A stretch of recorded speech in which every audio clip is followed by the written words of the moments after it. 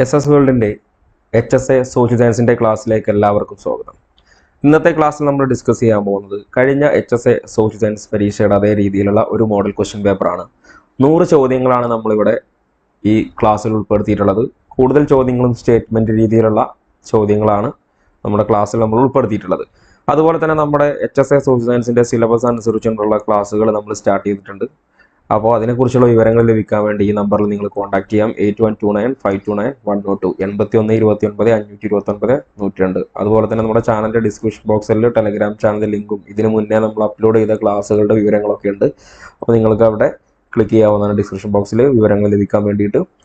Okay, അപ്പോൾ നമുക്ക് നേരെ നമ്മുടെ ക്വസ്റ്റ്യൻ പേപ്പർ ഡിസ്കഷനിലേക്ക് പോകാം. ഇപ്പോൾ ഇത് നിങ്ങളൊരു പരീക്ഷയായിട്ട് തന്നെ നിങ്ങൾ കാണുക. നിങ്ങളുടെ കയ്യിൽ OMR ഷീറ്റോ അങ്ങനെ എന്തെങ്കിലുമൊക്കെ ഉണ്ടെങ്കിൽ കയ്യിൽ വെച്ചിട്ട് ഞാനിവിടെ ഓരോ ചോദ്യം കാണിക്കുമ്പോൾ നിങ്ങൾക്ക് വേണമെങ്കിൽ അത് പോസ് അടിച്ചിട്ട് നിങ്ങൾക്ക് എന്തെങ്കിലും ചെയ്യാവുന്നതാണ്.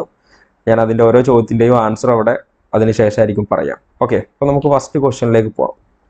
അപ്പോൾ ഇത് വേണ്ട ആളുകൾക്ക് ഇപ്പോൾ എന്ത് ചെയ്യും, ഒന്ന് പോസ് ചെയ്യുക, നിങ്ങളൊന്ന് വായിച്ച് നിങ്ങൾക്ക് സ്വന്തമായിട്ട് ഉത്തരം ചെയ്യാൻ പറ്റുന്നുണ്ടോ നോക്കാം. First question, which of the following newspaper is associated with Sahodaran Ayyappan? Which of the following newspaper is associated with Sahodaran Ayyappan? സഹോദരൻ അയ്യപ്പനുമായി ബന്ധപ്പെട്ട പത്രങ്ങൾ ഏതെല്ലാമാണ് എന്നുള്ളതാണ്. അപ്പോൾ പോസ് അടിച്ചിട്ട് ചെയ്യാൻ പറ്റുമോ നോക്കുക. ഓക്കെ, അപ്പോൾ ഇതിൻ്റെ ആൻസർ പറയാൻ പോവാണ്. ഇതിൻ്റെ ആൻസർ ഓപ്ഷൻ ബി 1 and 4 സഹോദരനും വേലക്കാരനുമാണ് സഹോദരൻ അയ്യപ്പനുമായി ബന്ധപ്പെട്ടിട്ടുള്ള ന്യൂസ് പേപ്പറുകൾ. ഓക്കെ, ഇനി അടുത്ത രണ്ടാമത്തെ ചോദ്യം, കൺസിഡർ ദ ഫോളോയിങ് പെയേഴ്സ്. അപ്പോൾ ഇവിടെ സമരങ്ങളും അതിൻ്റെ ഒബ്ജക്റ്റീവും അവിടെ കൊടുത്തിട്ടുണ്ട്. ആ സമരത്തിൻ്റെ പ്രാധാന്യം എന്തായിരുന്നു എന്നുള്ളത്. അപ്പോൾ ഇതൊന്ന് വായിച്ച് നോക്കിയിട്ട് which of the following agitation is are correctly matched with objective for it was launched.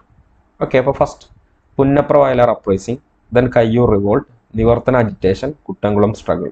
അപ്പോൾ ഇതിന് നേരെ ഓരോ സമരങ്ങളുടെയും ഒബ്ജക്റ്റീവ് എന്താണെന്ന് കൊടുത്തിട്ടുണ്ട്. Punnapra Vayalar uprising, to oppose the policy of the Dewan of Travancore and to demand better working condition for coir workers. Then Kayyur revolt, a revolt by peasants against the oppressive feudal system and the British authorities. Nivartana agitation, a Dalit-led movement demanding the right to draw water from public well, which were restricted by caste discrimination. Then Kuttangulam struggle, to demand fair representation of the Irava Muslim and Christian community in the Travancore Legislative Assembly. അപ്പോൾ ഇതിൻ്റെ അടിസ്ഥാനത്തിൽ which of the following agitation is correctly matched with objective for which it was launched? അപ്പോൾ pose അടിച്ചെടുത്ത് ചെയ്യാൻ പറ്റുമോ നോക്കുക. ഇതിൻ്റെ answer option C 1 and 2 1ഉം 2ഉമാണ് ഇവിടെ ശരിയായിട്ടുള്ളത്. പുന്നപ്ര വയലാർ അപ്രൈസിങ്ങും കയ്യൂർ റിവോൾട്ടും. ഇനി മൂന്നാമത്തെ ചോദ്യം, which of the following statement about Chattampi Swamikal is are not correct? Chattampi സ്വാമികളുമായി ബന്ധപ്പെട്ട് ശരിയല്ലാത്തത് ഏതെന്നാണ് ചോദ്യം. അപ്പോൾ ഇവിടെ 4 പ്രസ്താവനകൾ കൊടുത്തിട്ടുണ്ട്. അപ്പോൾ നമുക്ക് എന്ത് ചെയ്യാം, ഇത് നിങ്ങളൊന്ന് പോസ് ചെയ്തിട്ട് ഇത് വായിച്ചിട്ട് ഇതിൻ്റെ ഓപ്ഷൻ ഏതാണെന്നുള്ളത് നിങ്ങൾ മാർക്ക് ചെയ്തോളാം. ഒരു OMR ഷീറ്റിലോ അല്ലെങ്കിൽ ഒരു സെപ്പറേറ്റ് പേപ്പറിലോ എന്ത് ചെയ്യുക, നിങ്ങൾ 1 B അല്ലെങ്കിൽ 2 C അങ്ങനെയൊക്കെ നിങ്ങൾ മാർക്ക് ചെയ്യാം. ഓക്കെ, അപ്പോൾ ഇതിൻ്റെ ആൻസർ ഏതാണെന്ന് മാർക്ക് ചെയ്തോളാം. അപ്പോൾ ഇതിൻ്റെ ഓപ്ഷൻ ഏതാണ് തെറ്റായിട്ടുള്ളത്? 1 and 2 1ഉം 2ഉമാണ് ചട്ടമ്പി സ്വാമികളുമായിട്ട് ശരിയല്ലാത്തത്. ഓക്കെ, ഇനി നമുക്ക് നേരെ നാലാമത്തെ ചോദ്യത്തിലേക്ക് പോവാം. നാലാമത്തെ question, religion should be judged by its ethical and spiritual values, not by the blind and adherence to ritual and dogmas. Who said this? ഇതാരുടെ പ്രസ്താവനയാണെന്നാണ് ചോദ്യം. വായിച്ചിട്ട് ഇതിൻ്റെ ഉത്തരം ചെയ്യാൻ പറ്റുന്നുണ്ടോ നോക്കുക, പോസ്റ്റ് അടിച്ചോളുക. ഓക്കെ, അപ്പോൾ ഇതിൻ്റെ ആൻസർ ഓപ്ഷൻ എ വക്കം മൗലവിയാണ്. ഇനി അഞ്ചാമത്തെ ചോദ്യം, which of the following leaders were involved in the നിവർത്തന പ്രക്ഷോഭം? Which of the following leaders were involved in the നിവർത്തന പ്രക്ഷോഭം? നിവർത്തന പ്രക്ഷോഭത്തിൽ പങ്കാളികളായിട്ടുള്ള ലീഡേഴ്സ് ആരൊക്കെയെന്നാണ് ചോദ്യം. ഓക്കെ, ഒന്ന് പോസ് അടിച്ചിട്ട് വായിച്ചു നോക്കുക. യെസ്, ഇതിൻ്റെ ആൻസർ ഓപ്ഷൻ എ 1, 3, 4 1ഉം 3ഉം 4ഉമാണ് നിവർത്തന പ്രക്ഷോഭവുമായി ബന്ധപ്പെട്ടിട്ടുള്ള നേതാക്കന്മാർ, leaders. Then question number 6, who wrote the book Indian Constitution, a contextual analysis which provides an in-depth analysis of the Indian Constitution within its historical and social context? അപ്പോൾ ഈ പുസ്തകം ആരാണ് എഴുതിയത്? Pose അടിച്ചോളുക, ഉത്തരം ചെയ്യാൻ പറ്റുന്നുണ്ടോ നോക്കുക. ഇതിൻ്റെ answer option D Leora Israel ആണ് ഇതിൻ്റെ ആൻസർ. ഏഴാമത്തെ ചോദ്യം, which of the statement regarding prohibition of discrimination on ground of religion, race, caste, sex or place of birth under Article 15 is correct. Okay, വായിച്ചു നോക്കിക്കോളുക. ഇതിൻ്റെ കറക്റ്റായിട്ടുള്ള ഓപ്ഷൻ ഏതാണ്? Which of the statement regarding prohibition of discrimination of ground of religion, race, caste, sex, place of birth. Okay, റിലീജിയൻ്റെയും വർണ്ണത്തിൻ്റെയും അതുപോലെ തന്നെ ജാതിയുടെയും sex അതുപോലെ തന്നെ പ്ലേസ് ഓഫ് ബർത്ത് ഇതിൻ്റെയൊക്കെ അടിസ്ഥാനത്തിൽ ഉള്ള വിവേചനങ്ങൾ നിർത്തലാക്കിക്കൊണ്ടുള്ള ഈ സ്റ്റേറ്റ്മെൻറ്റുമായി ബന്ധപ്പെട്ടിട്ടുള്ള ആർട്ടിക്കിൾ 15 അതുമായി ബന്ധപ്പെട്ട് ശരിയായത് ഏതാണെന്നാണ് ചോദിച്ചിട്ടുള്ളത്. ആർട്ടിക്കിൾ 15മായി ബന്ധപ്പെട്ടുള്ളത്. അപ്പോൾ ഇവിടെ ആർട്ടിക്കിൾ കൊടുത്തിട്ടുണ്ട്. Article 15(1), 15(2), 15(4), 55. Prohibition of discrimination, Article 15(1). Special provision for certain group, Article 15(2). Reservation of seat, Article 15(4). Reservation for scheduled caste and scheduled tribe, Article 15(5). Okay, ഇതിൽ ശരിയായത് ഏതൊക്കെയാണ്? ഓപ്ഷൻ എ ആണ്, 1ഉം 2ഉം ആണ്. അപ്പോൾ ഇവിടെ 3, 4 റിസർവേഷൻ ഓഫ് സീറ്റ് ആർട്ടിക്കിൾ 15(3)ഉം reservation for scheduled caste and scheduled tribe article 15(4)ഉം ആണ്. ഓക്കെ, പോസ് ചെയ്തിട്ട് ഇത് കറക്റ്റ് ആൻസർ, ഇതിൻ്റെ കറക്റ്റ് കോഡ് നിങ്ങൾ കണ്ടുപിടിക്കുക.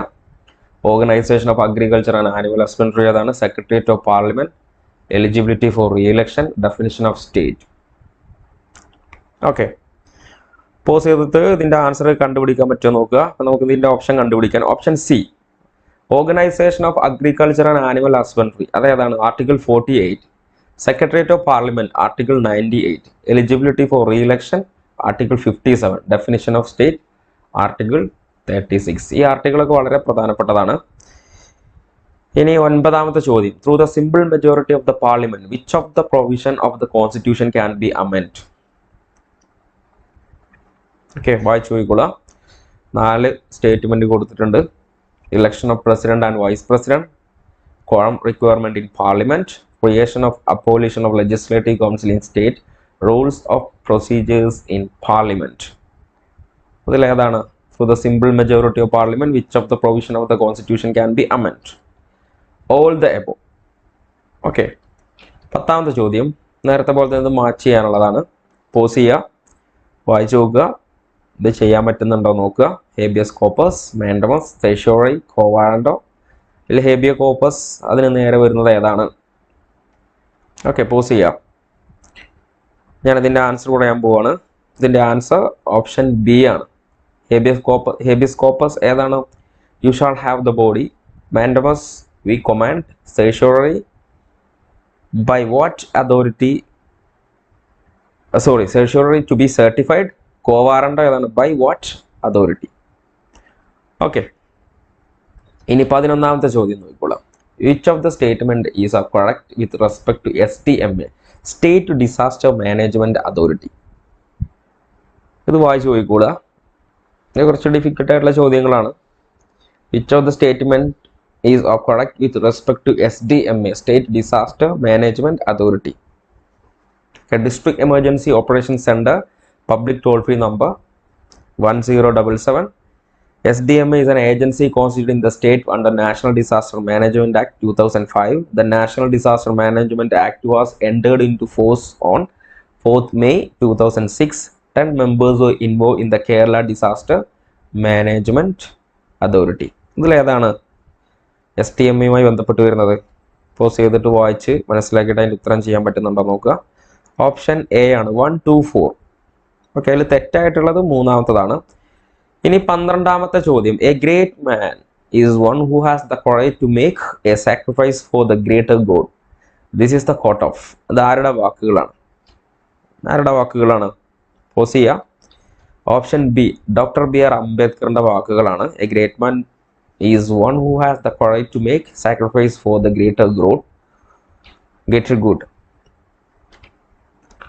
Then 13ാമത്തെ ചോദ്യം, which of the statement is correct about following startup? First സ്റ്റാർട്ടപ്പുകൾ കൊടുത്തിട്ടുണ്ട്. ആ സ്റ്റാർട്ടപ്പിൽ ശരിയായിട്ടുള്ളത് ഏതാണെന്നാണ് ചോദിച്ചിട്ടുള്ളത്. കൂ, സെപ്റ്റോ, വീലിംഗ്, ഈതോ എനർജി. ഇങ്ങനെ 4 സ്റ്റാർട്ടപ്പുകളാണ് കൊടുത്തിട്ടുള്ളത്. വായിച്ചു നോക്കുക. ഇതിൽ ശരിയായിട്ടുള്ളത് ഏതാണെന്നാണ് ചോദ്യം. പോസ് ചെയ്യുക, എന്നിട്ടത് വായിച്ചു നോക്കുക. നിങ്ങളുടെ ഓപ്ഷൻ അവിടെ മാർക്ക് ചെയ്യുക. ഏതാണ്? യെസ്, 1, 2, 4. 1, 2, 4 ആണ് ശരി. ഹൂ സെപ്റ്റോ ദ എനർജി. വീലിംഗാനുള്ള തെറ്റായിട്ടുള്ളത്. ഇനി 14ാമത്തെ ചോദ്യം. In what year were the winter Olympics first internationally televised, marking a major milestone in the broadcast of the Olympic game? ഏതാണ് ഇതിൻ്റെ ആൻസർ? വിന്റർ ഒളിമ്പിക്സുമായി ബന്ധപ്പെട്ടാണ്. Winter Olympics first internationally televised, marking a major milestone in the broadcast of the Olympic game. Option D ആണ് 1956. 15ാമത്തെ ചോദ്യം. Which of the following statement is not correct about the Khader committee? Khader കമ്മിറ്റിയുമായി ബന്ധപ്പെട്ട് തെറ്റായത് ഏതാണെന്ന് ചോദ്യം. വായിച്ചു നോക്കുക. 4 പ്രസ്താവനകൾ കൊടുത്തിട്ടുണ്ട്. On January 24, 2019 the Khadar Commission submitted the first part of its report the government of Kerala. Control and coordination should be vested in the Directorate of the School Education. The government of India has decided to merge Sarva Shiksha Abhiyan and Rashtriya Madhyamik Shiksha Abhiyan. Then for primary school students class 1 to 7, the festival be held only the school education office level and the revenue district level. ഇതിൽ ഏതാണ് തെറ്റായത്? Option 4 ആണ്. Option B 4ാമത്തത് മാത്രമാണ് തെറ്റായിട്ടുള്ളത്. ഇനി 16ാമത്തെ ചോദ്യം. What are the correct sequences order of Jean പിയാഷെ states of cognitive development? ഇതിലെ correct order ഏതാണ്? What are the correct sequences order of Jean Piaget states of cognitive development? Jean Piaget states of cognitive development ആ correct order പഠിച്ചു വെക്കാൻ ഒരു code ഉണ്ട്. ശരിക്കും നമ്മൾ സ്കൂളുകളിൽ SPC എന്ന് പറഞ്ഞു പഠിച്ചിട്ടുണ്ട്. SPC എന്നുള്ള SPC കേട്ടിട്ടുണ്ടായിരിക്കുമല്ലോ, നമ്മളെ NCC പോലെയൊക്കെ, സ്റ്റുഡൻസ് പോലീസ് കൗൺസിൽ. അങ്ങനെ SPCF എന്ന് ഓർത്ത് വെച്ചാൽ മതി. SPCF. അപ്പോൾ ഫസ്റ്റ് ഏത് വരും? Sensory motor stage, then pre operational stage, concrete operational stage, formal operational stage. ഇതിൻ്റെ ഓപ്ഷൻ ബി ആണ്. ഓക്കെ, അപ്പോൾ ഏതാണ് ഇത് പഠിച്ചു വെക്കാനുള്ള ഒരു കോഡ്? എന്താണ്? SPCF. SPC ഫസ്റ്റ് F അല്ല, ഫസ്റ്റ് S. SPCF. SPC എന്ന് കിട്ടിയാൽ തന്നെ മതി. സെൻസറി മോട്ടോർ സ്റ്റേജും പ്രീ ഓപ്പറേഷണൽ സ്റ്റേജും concrete operation stage, then formal operation stage. ഇതിൻ്റെയൊക്കെ എക്സ്പ്ലനേഷൻ ഒക്കെ നമ്മൾ ചെയ്തിട്ടുണ്ടായിരുന്നു കേട്ടോ. അപ്പോൾ അതിൻ്റെയൊക്കെ ലിങ്ക് താഴെ ഡിസ്ക്രിപ്ഷനിലുണ്ട്. ക്ലാസ്സുകളൊക്കെ നിങ്ങൾക്ക് കാണാവുന്നതാണ്. ഇനി 17ാമത്തെ ചോദ്യം. The teacher start the lesson introduction to world war second by showing a short dramatic video clip of significant event from world war second such as the bombing of Pearl Harbor or the D-Day landing. After the video, the teacher asked, what would it feel like to live through a time like this? What kind of skill is this? കഴിഞ്ഞ പരീക്ഷയ്ക്ക് ചോദിച്ചുള്ള അതേ രീതിയിലുള്ള ചോദ്യങ്ങളാണ്. അപ്പോൾ ഇതിൻ്റെ answer ഏതാണ്? വായിച്ച് നോക്കി മനസ്സിലാക്കുക. ഇത് ഏത് തരത്തിലുള്ള സ്കില്ലാണെന്നാണ് ചോദിച്ചിട്ടുള്ളത്. ഡെമോൺസ്ട്രേഷൻ ആണോ, ഇലിസ്ട്രേറ്റിംഗ് വിത്ത് എക്സാമ്പിൾ ആണോ, സ്കിൽ ഓഫ് സെറ്റ് ഇൻഡക്ഷൻ ആണോ, സ്കിൽ ഓഫ് സ്റ്റിമുലസ് വേരിയേഷൻ ആണോ? അപ്പോൾ ഇതൊക്കെ നമ്മൾ കഴിഞ്ഞൊരു ക്ലാസ്സിൽ എക്സ്പ്ലെയിൻ ചെയ്തിട്ടുണ്ടായിരുന്നു കേട്ടോ. അപ്പോൾ അതുപോലെ തന്നെ നമ്മുടെ സിലബസിൻ്റെ അടിസ്ഥാനത്തിൽ ഇതൊക്കെ നമ്മൾ എക്സ്പ്ലെയിൻ ചെയ്യും. ഇതിൻ്റെ എക്സാമ്പിളുകളൊക്കെ വെച്ചിട്ട്. ഇപ്പോൾ കോഴ്സിൽ ജോയിൻ ചെയ്യേണ്ട ആളുകൾ, കോഴ്സിൽ ജോയിൻ ചെയ്യാൻ താല്പര്യമുള്ള ആളുകൾ ജോയിൻ ചെയ്യുക. ഓക്കെ, അപ്പോൾ ഇതിൻ്റെ ആൻസർ ഏതാ? ഓപ്ഷൻ സി ആണ്, സ്കിൽ ഓഫ് സെറ്റ് ഇൻഡക്ഷൻ. ഇനി 18ാമത്തെ ചോദ്യം. Which phase in the constructive model involve gradually reducing teacher support as students become more skilled and independent, helping them build confidence and autonomy? ഏതാണ് ഇതിൽ answer? ഏത് തരം face ആണിത്? Scaffolding ആണോ, fading ആണോ, കോഗ്നിറ്റീവ് അപ്രന്റീസ്ഷിപ്പ് ഫേസ് ആണോ, collaborative learning phase ആണോ എന്നുള്ളത് നോക്കുക. ഇതിൻ്റെ ആൻസർ ഓപ്ഷൻ സി ആണ്. Okay, question number 19. Which of the following is not true in case of Gagne 9 event of instruction? ഗാഗ്നയുടെ 9 ഇവന്റ് ഓഫ് ഇൻസ്ട്രക്ഷനിൽ ശരിയല്ലാത്തത് ഏത് എന്നാണ് ചോദിച്ചിട്ടുള്ളത്. ഓക്കെ, പോസ് ചെയ്തിട്ട് ചെയ്യാൻ പറ്റുമോ നോക്കുക. ഇതിൻ്റെ ഓപ്ഷൻ ഡി ആണ്, മൾട്ടി സ്ട്രക്ചറലാണ്. ഇനി 20ാമത്തെ ചോദ്യം. Name the approach to curriculum transaction which was developed by Howard Barrow and Harold S Barrow. ഇതിലേതാണ്? ഹൊവാർഡ് ബാരോയും ഹാരോൾഡ് എസ് ബാരോയുമായി നേരിട്ട് ബന്ധപ്പെട്ടിട്ടുള്ള കരിക്കുലം ട്രാൻസാക്ഷൻ. ഓക്കെ, ഇതിൻ്റെ answer option B, problem based learning ആണ് കേട്ടോ. ഓക്കെ, അപ്പോൾ നമ്മളെ പാർട്ട് എയിലെ 20 ചോദ്യങ്ങൾ കഴിഞ്ഞിട്ടുണ്ട്. ഇംഗ്ലീഷിലായിരിക്കും 20 മാർക്കിൻ്റെ ക്വസ്റ്റ്യൻസ്. ഇപ്പോൾ നിങ്ങൾക്ക് ക്ലാസ് ഇപ്പോൾ കേട്ടുകൊണ്ടിരിക്കുന്ന സമയം തന്നെ നിങ്ങൾക്ക് എന്ത് ചെയ്യാം, ഇത് നിങ്ങളുടെ ഓപ്ഷൻ നിങ്ങൾക്ക് മാർക്ക് ചെയ്ത് നിങ്ങൾക്ക് അവിടെ തെറ്റുള്ളത് തെറ്റ് മാർക്ക് ചെയ്യുക, ശരിയുള്ളത് ശരി നിങ്ങൾക്ക് മാർക്ക് ചെയ്യാവുന്നതാണ്. ഓക്കെ, അപ്പോൾ ഇനി നമ്മൾ പാർട്ട് ബിയിലേക്ക് പോവാണ്. പാർട്ട് ബിയിൽ ആദ്യത്തെ 20 മാർക്കിൻ്റെ ചോദ്യം world history, Indian history, Kerala ഹിസ്റ്ററിയിൽ നിന്നും. ഓക്കെ, പിന്നെ ഉള്ളത് 20 mark economic theory, banking tools of analysis, അതേപോലെ ഇന്ത്യൻ ഇക്കോണമി. പിന്നെ പൊളിറ്റിക്കൽ സയൻസും international politics, organisation, public administration എന്ന് പറയുന്ന ഭാഗത്തു നിന്നുള്ള പൊളിറ്റിക്കൽ തിങ്കേഴ്സ്, അവിടെ നിന്ന് 20 മാർക്കിൻ്റെ ചോദ്യം. പിന്നെ അതുപോലെ തന്നെ physical geography, human and regional geography 20 മാർക്കിൻ്റെ ചോദ്യം. അങ്ങനെ 80 മാർക്കിൻ്റെ മലയാളത്തിലുള്ള ചോദ്യങ്ങളായിരിക്കും. അപ്പോൾ നമുക്ക് നോക്കാം വേൾഡ് ഹിസ്റ്ററിയിൽ നിന്നുള്ള ഡെഫിനിഷൻ ഓഫ് ഹിസ്റ്ററി എന്നുള്ള ചോദ്യം. ഇവിടുന്ന് എന്തായാലും ചോദ്യം വരും. ഇപ്പോൾ ഇതിൻ്റെയൊക്കെ ക്ലാസ് നമ്മൾ ചെയ്തിട്ടുണ്ട്. ഫുള്ള് എന്ത് ചെയ്തിട്ടുള്ളത് കോഡ് വെച്ചിട്ടാണ്. കോഡ് വെച്ച് പറയുമ്പോൾ ഈസി ആയിട്ട് നമുക്ക് ഇതിൻ്റെ ഓപ്ഷനിലേക്ക് നമുക്ക് എത്താൻ പറ്റും. താഴെ കൊടുത്തിരിക്കുന്ന ചരിത്രകാരൻ്റെ നിർവചനങ്ങളിൽ ശരിയായ ജോഡികൾ ഏതെല്ലാം എന്നാണ് ചോദിച്ചിട്ടുള്ളത്. ശരിയായ ജോഡികളാണ് കേട്ടോ. അപ്പോൾ അത് വായിച്ചു നോക്കിയിട്ട് ഇതിൻ്റെ ഓപ്ഷൻ ഏതാണെന്ന് കണ്ടെത്തുക, പോസ് അടിച്ചോളുക. ഓക്കെ, അപ്പോൾ ഇവിടെ കുറച്ച് എഡ്മണ്ട് ബാക്ക് വിവേകത്തിൻ്റെ ഗതിവേഗം വർദ്ധിപ്പിക്കുന്ന ആചാരനാണ് ചരിത്രം എന്ന് പറഞ്ഞു. ലോർഡ് ആക്ടൺ ചരിത്രകാരൻ്റെ അനുഭവമാണ് ചരിത്രം. പ്രൊഫസർ റീനിയർ സമുദായങ്ങളുടെ സ്മരണയാണ് ചരിത്രം എന്ന് പറഞ്ഞു. ഓക്സ്ഫോർഡ് മനുഷ്യ സ്വാതന്ത്ര്യത്തെ തുറന്നു കാണിക്കുന്ന കഥയാണ് ചരിത്രം എന്നൊക്കെ പറഞ്ഞു. ഇതിൽ ഏതൊക്കെയാണ് ശരിയായിട്ടുള്ളത്? ഓപ്ഷൻ ബി 1ഉം 3ഉം ആണ്. എഡ്മണ്ട് ബാക്ക് വിവേകത്തിൻ്റെ ഗതിവേഗം വർദ്ധിപ്പിക്കുന്ന ആചാര്യനാണ് ചരിത്രം. പിന്നെ പ്രൊഫസർ റീനിയർ സമുദായങ്ങളുടെ സ്മരണയാണ് ചരിത്രം. അപ്പോൾ ഇതിൻ്റെ ഒക്കെ കോഡ് ഇട്ടുകൊണ്ടുള്ള ക്ലാസ്സുകൾ നമ്മൾ ചെയ്തിട്ടുണ്ടായിരുന്നു. ഓക്കെ, അപ്പോൾ അതിനെക്കുറിച്ചൊക്കെ വിവരങ്ങൾ ലഭിക്കാനും ഒക്കെ നമ്മുടെ ചാനലിൽ നിങ്ങൾ സബ്സ്ക്രൈബ് ചെയ്യുക. ചാനലിൽ കുറച്ച് ക്ലാസ്സുകളൊക്കെ ഇട്ടിട്ടുണ്ട്. അതുപോലെ തന്നെ നമ്മുടെ കോഴ്സിലെ ക്ലാസ്സുകൾ മൊത്തം പ്രൈവറ്റ് ആണ്. കോഴ്സിൽ ജോയിൻ ചെയ്ത ആളുകൾക്ക് മാത്രമേ ക്ലാസ്സുകൾ കാണാൻ സാധിക്കുകയുള്ളൂ. ഓക്കെ, അപ്പോൾ കോഴ്സിനെ കുറിച്ചുള്ള വിവരങ്ങൾ അറിയാൻ ഈ നമ്പറിൽ കോൺടാക്ട് ചെയ്തോളാം.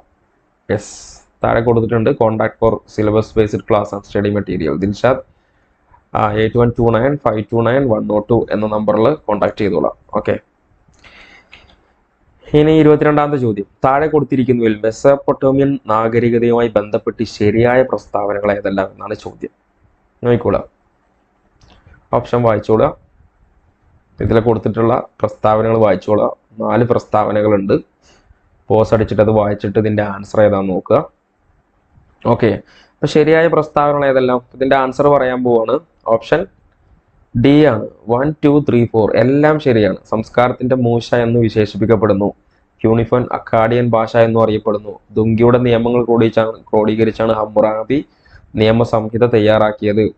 ലോകത്തിൽ ആദ്യമായി സമയമാപ്പിന് തയ്യാറാക്കിയത് ആരാണ്? മെസപ്പൊട്ടോമിയക്കാരാണ്.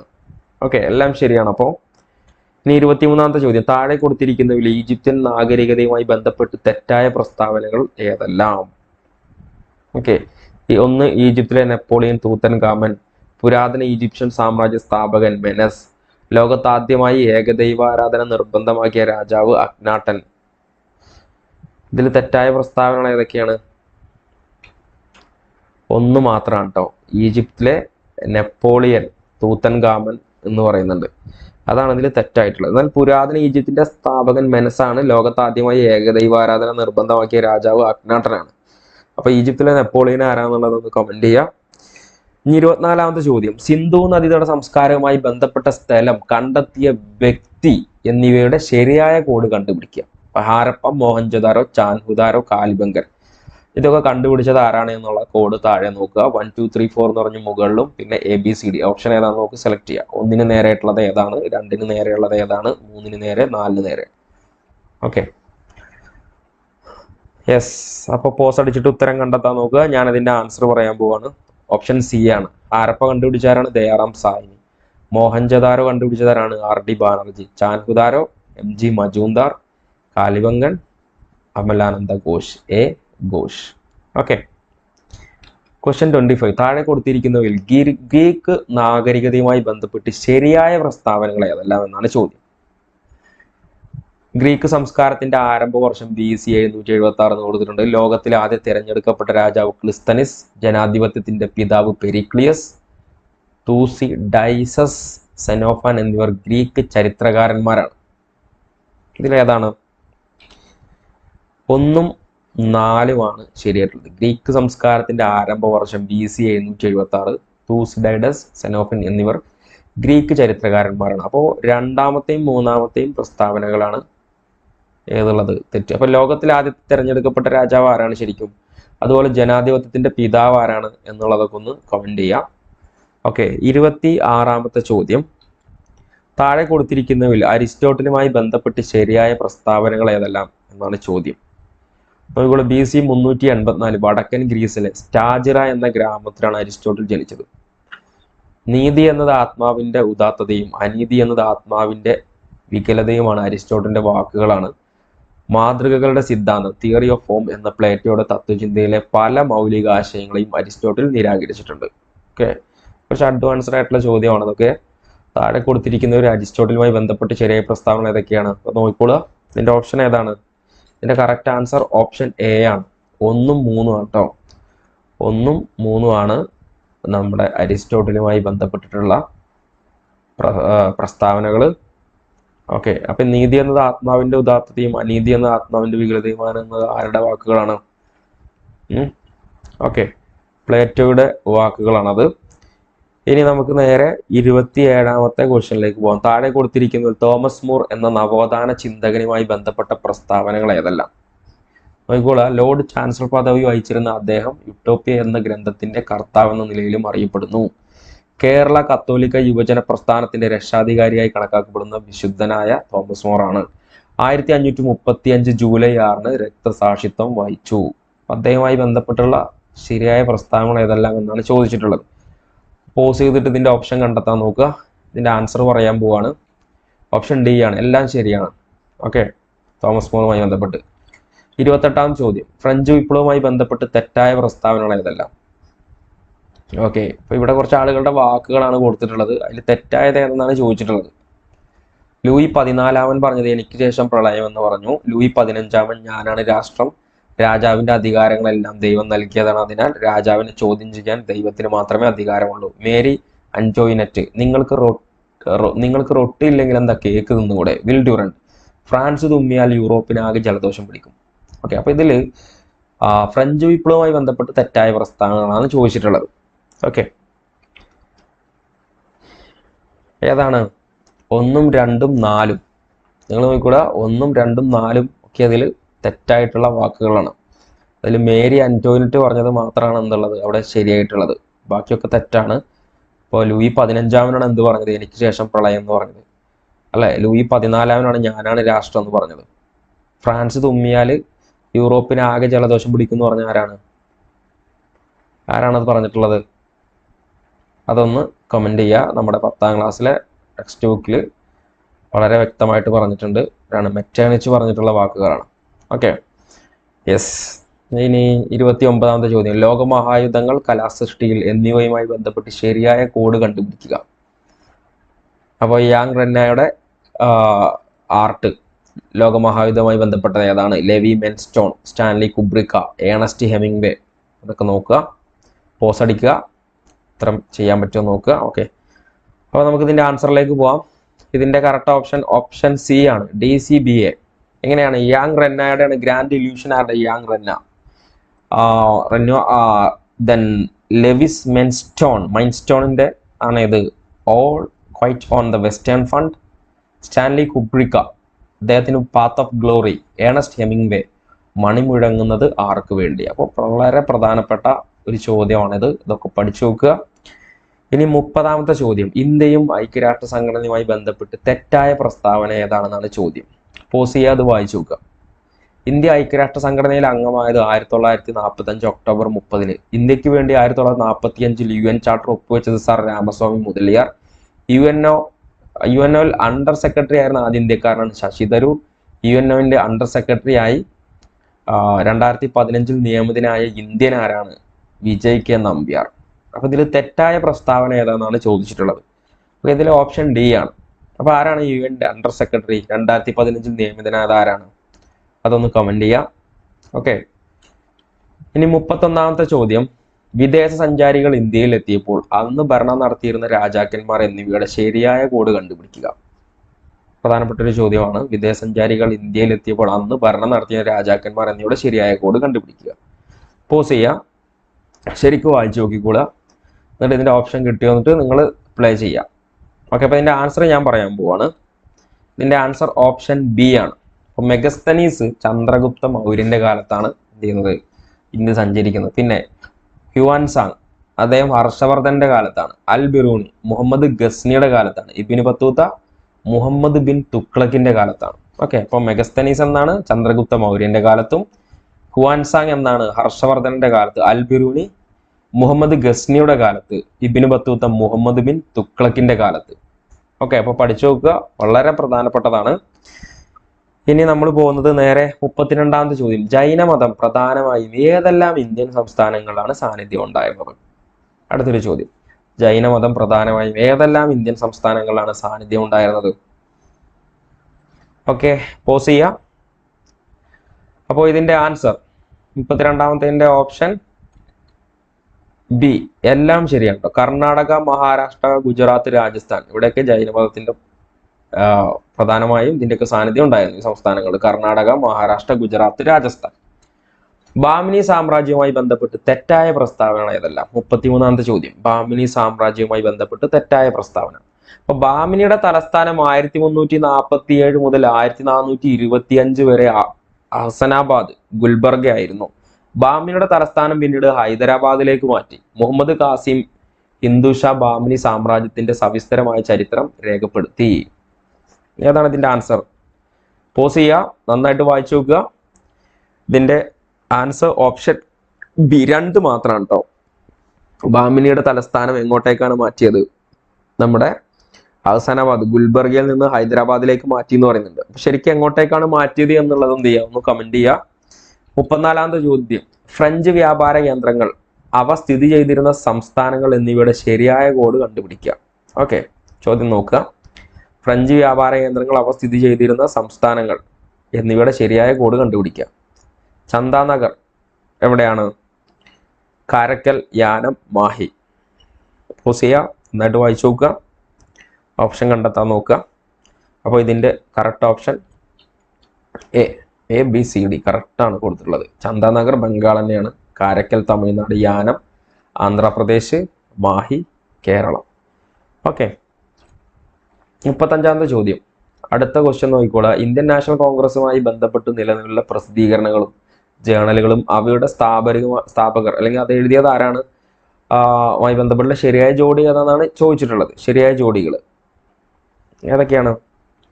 Hindustan time, the National Herald, the Bombay Chronicle, the Indian review.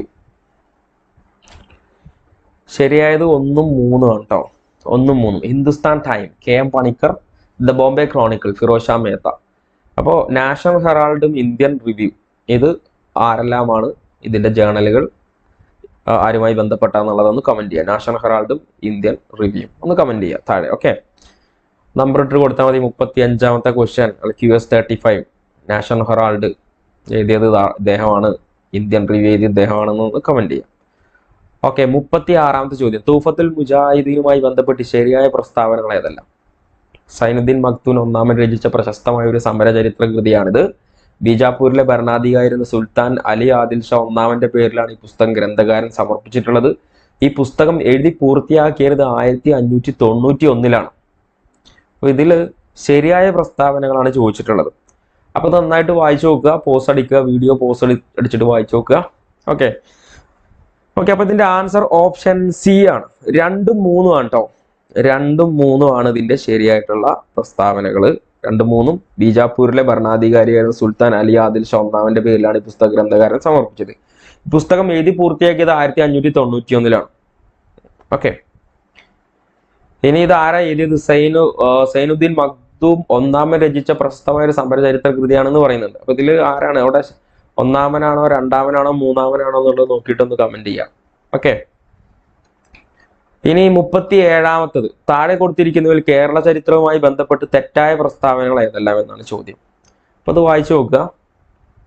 Okay, pose അടിച്ചിട്ടൊന്ന് വായിച്ചു നോക്കുക, എന്നിട്ട് ഇതിന്റെ ആൻസർ ഏതാണെന്ന് കണ്ടെത്താൻ പറ്റുമോ നോക്കുക.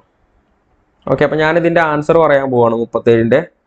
37ന്റെ ആൻസർ ഓപ്ഷൻ സി ആണ്, 3 മാത്രം. തെറ്റായ പ്രസ്താവന 3 മാത്രമാണ്. ഇത് കേരളത്തെക്കുറിച്ച് മനോഹര വിവരണമുള്ള രഘുവംശത്തിന്റെ കർത്താവ് ആരാണ്? അതുലൻ എന്ന് പറഞ്ഞിട്ടുണ്ട്. അപ്പോൾ രഘുവംശത്തിന്റെ കർത്താവ് ആരാണെന്നുള്ളത് എന്ത് ചെയ്യാം, ഒന്ന് കമന്റ് ചെയ്യാം. ഓക്കെ, അപ്പൊ മറ്റുള്ള 3 അപ്പൊ കേരളത്തെ സംബന്ധിച്ചുള്ള ഏറ്റവും പുരാതനമായ സംസ്കൃത ഗ്രന്ഥമാണ് ഐതരേയാരണ്യകം. ചരിത്രപരമായി പ്രാധാന്യം അറിയിക്കുന്ന ആദ്യത്തെ കേരളീയ കൃതിയാണ് മൂഷകവംശം. കേരളപ്പഴമ എന്ന ഗ്രന്ഥം രചിച്ചത് ഹെർമൻ ഗുണ്ടർട്ടാണ്. അപ്പൊ കേരളത്തെക്കുറിച്ച് മനോഹര വിവരണമുള്ള രഘുവംശത്തിന്റെ കർത്താവ് ആരാണെന്നുള്ളത് കമന്റ് ചെയ്യുക. 38ാമത്തെ ചോദ്യം, ബുദ്ധമത സമ്മേളനം നടന്ന വർഷം എന്നിവയിൽ തെറ്റായ ജോഡി ഏതാണെന്നാണ് ചോദ്യം. ഓക്കെ, അപ്പൊ ഓരോ സമ്മേളനങ്ങൾ ബുദ്ധമതം അതിന്റെ വർഷം കൊടുത്തിട്ടുണ്ട്. അപ്പൊ അതിലേതോ ഒന്ന് തെറ്റിച്ച് കൊടുത്തിട്ടുണ്ട് ഒരു വർഷം, അതേതാന്ന് നോക്കുക. ഓക്കെ, അപ്പൊ പോസ് അടിക്കുക, വായിച്ചു നോക്കുക. ഓക്കെ, ഇതിന്റെ ആൻസർ ഓപ്ഷൻ ബി ആണ്. 2ാം സമ്മേളനം നടന്നത് BC 381 എന്താണ് തെറ്റ്? അപ്പോൾ അതിന്റെ ശരിയായിട്ടുള്ള വർഷം എന്ത് ചെയ്യുക, ഒന്ന് കമന്റ് ചെയ്യുക. 2ാം സമ്മേളനം നടന്നത് എന്നാണ്? ഓക്കെ, ഇനി പഴശ്ശി കലാപവുമായി ബന്ധപ്പെട്ട് ശരിയായ പ്രസ്താവനകൾ ഏതെല്ലാമെന്നാണ് 39ാമത്തെ ചോദ്യം. 1ാം പഴശ്ശി കലാപം 1893 1897 കാലത്താണെന്ന് പറഞ്ഞു. 2ാം പഴശ്ശി വിപ്ലവ കാലഘട്ടം 1800 1805 കാലത്ത്. പഴശ്ശി കലാപത്തിന്റെ പ്രധാന കേന്ദ്രം പുരളിമല. പഴശ്ശി കലാപത്തെ സഹായിച്ച കുറിച്യരുടെ നേതാവാണ് എടച്ചേന കുങ്കൻ എന്ന് പറഞ്ഞു കൊടുത്തിട്ടുണ്ട്. അപ്പൊ ഇതിൽ ശരിയായ പ്രസ്താവനകൾ ഏതെല്ലാമാണ്? വായിച്ചു നോക്കുക. ഓക്കെ, ഇപ്പൊ നിങ്ങൾക്ക് അത് വായിച്ചു നോക്കാനുള്ള സമയമാണ്. പോസ് അടിച്ചിട്ട് വായിച്ചു നോക്കുന്നുണ്ട്. ആ ഓപ്ഷൻ നിങ്ങൾ സ്വന്തമായിട്ട് കണ്ടെത്താൻ പറ്റും നോക്കുക. ഇതിന്റെ ആൻസർ ഓപ്ഷൻ ഡി ആണ്. 1 2 3 ഇതുവരെ ശരിയാണ്. 1 2 3 ശരിയാണ്. അപ്പൊ പഴശ്ശി കലാപത്തെ സഹായിച്ച കുറിച്യരുടെ നേതാവ് ആരാണ്? എടച്ചേന കുങ്കനാണോ? അതാരാണെന്നുള്ളത് എന്ത് ചെയ്യുക, കുറിച്യരുടെ നേതാവ് ആരാണ്? തലക്കൽ ചന്തു അല്ലെ? യെസ്. 40ാമത്തെ ചോദ്യം കേട്ടോ. അപ്പൊ നമ്മുടെ വേൾഡ് ഹിസ്റ്ററി, ഇന്ത്യ, കേരള ഹിസ്റ്ററിയുടെ 20 ചോദ്യങ്ങൾ അവസാനിക്കുകയാണ്. അതിൽ 40ാമത്തെ ചോദ്യം, സ്വരൂപങ്ങളും ആസ്ഥാനങ്ങളും എന്നിവയുമായി ബന്ധപ്പെട്ട് ശരിയായ കോഡ് ഏതാണെന്നാണ് ചോദിച്ചിട്ടുള്ളത്. ഓക്കെ, നോക്കുക. തൃപ്പാപ്പൂർ സ്വരൂപം എവിടെയാണ്? പെരുമ്പടപ്പ്. ഇളയടത്ത് സ്വരൂപം, എളങ്ങൂർ സ്വരൂപം ഒക്കെ എവിടെയാണെന്നുള്ളതൊന്ന് പോസ് അടിച്ചിട്ട് വായിച്ചു നോക്കും. ഒന്ന് വായിച്ചു നോക്കുക, എന്നിട്ട് ഉത്തരം കണ്ടെത്താൻ പറ്റുമോ നോക്കുക.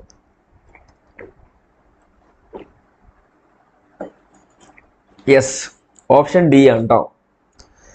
ABDC. എങ്ങനെ? തൃപ്പാപ്പൂർ സ്വരൂപം എവിടെയാ? തിരുവിതാംകൂർ തന്നെയാണ്. പെരുമ്പടപ്പ് കൊച്ചി. ഇളയടത്ത് സ്വരൂപം കൊട്ടാരക്കര. എളങ്ങൂർ സ്വരൂപം ഇടപ്പള്ളി. പഠിച്ചെന്നെ പോവുക കേട്ടോ. ഇതിന്റെ ആൻസറുകൾ, തൃപ്പാപ്പൂർ സ്വരൂപം എവിടെയാണ്? തിരുവിതാംകൂറിൽ. പെരുമ്പടപ്പ് കൊച്ചിയാണ്. ഇളയടത്ത് കൊട്ടാരക്കര. എളങ്ങൂർ സ്വരൂപം ഇടപ്പള്ളി. Okay, yes. ഇനി നമ്മൾ നേരെ എക്കണോമിക്സിലേക്ക് പോവാണ്. എക്കണോമിക്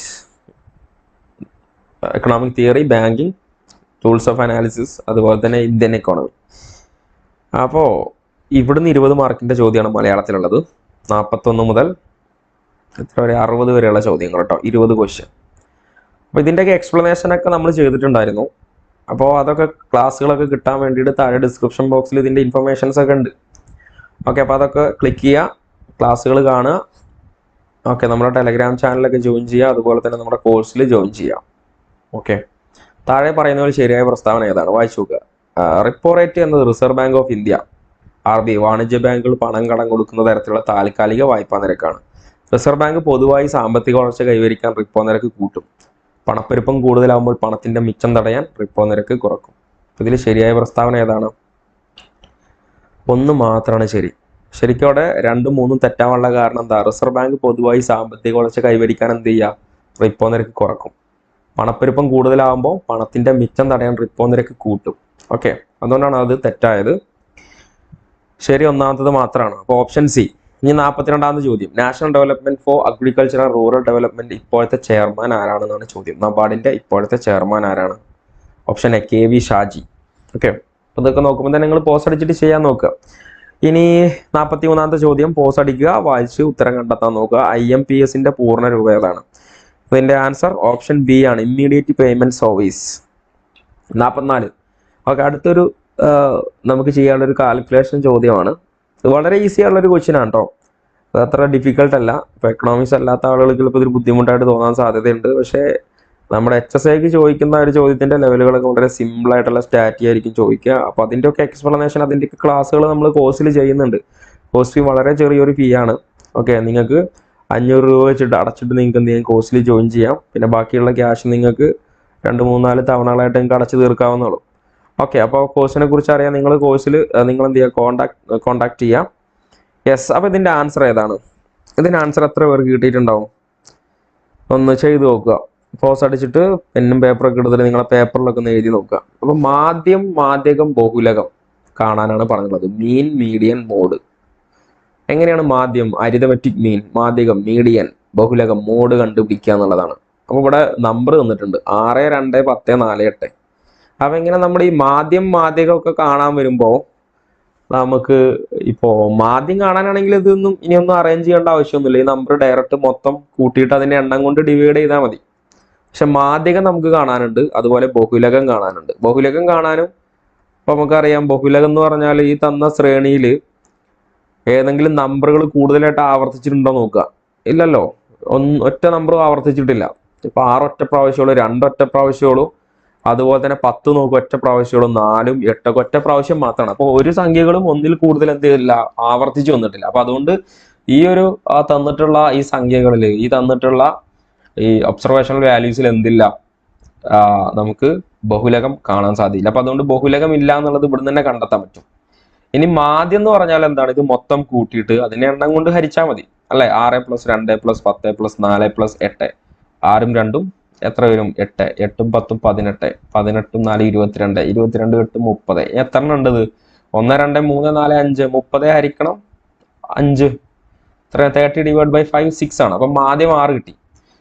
പിന്നെ നമ്മൾ പറഞ്ഞു ബഹുലകം ഇല്ലാന്ന് നമുക്ക് കിട്ടി അല്ലെ. ഇപ്പൊ ഇനി കാണുന്നത് മാധ്യമമാണ്, മീഡിയൻ ആണ്.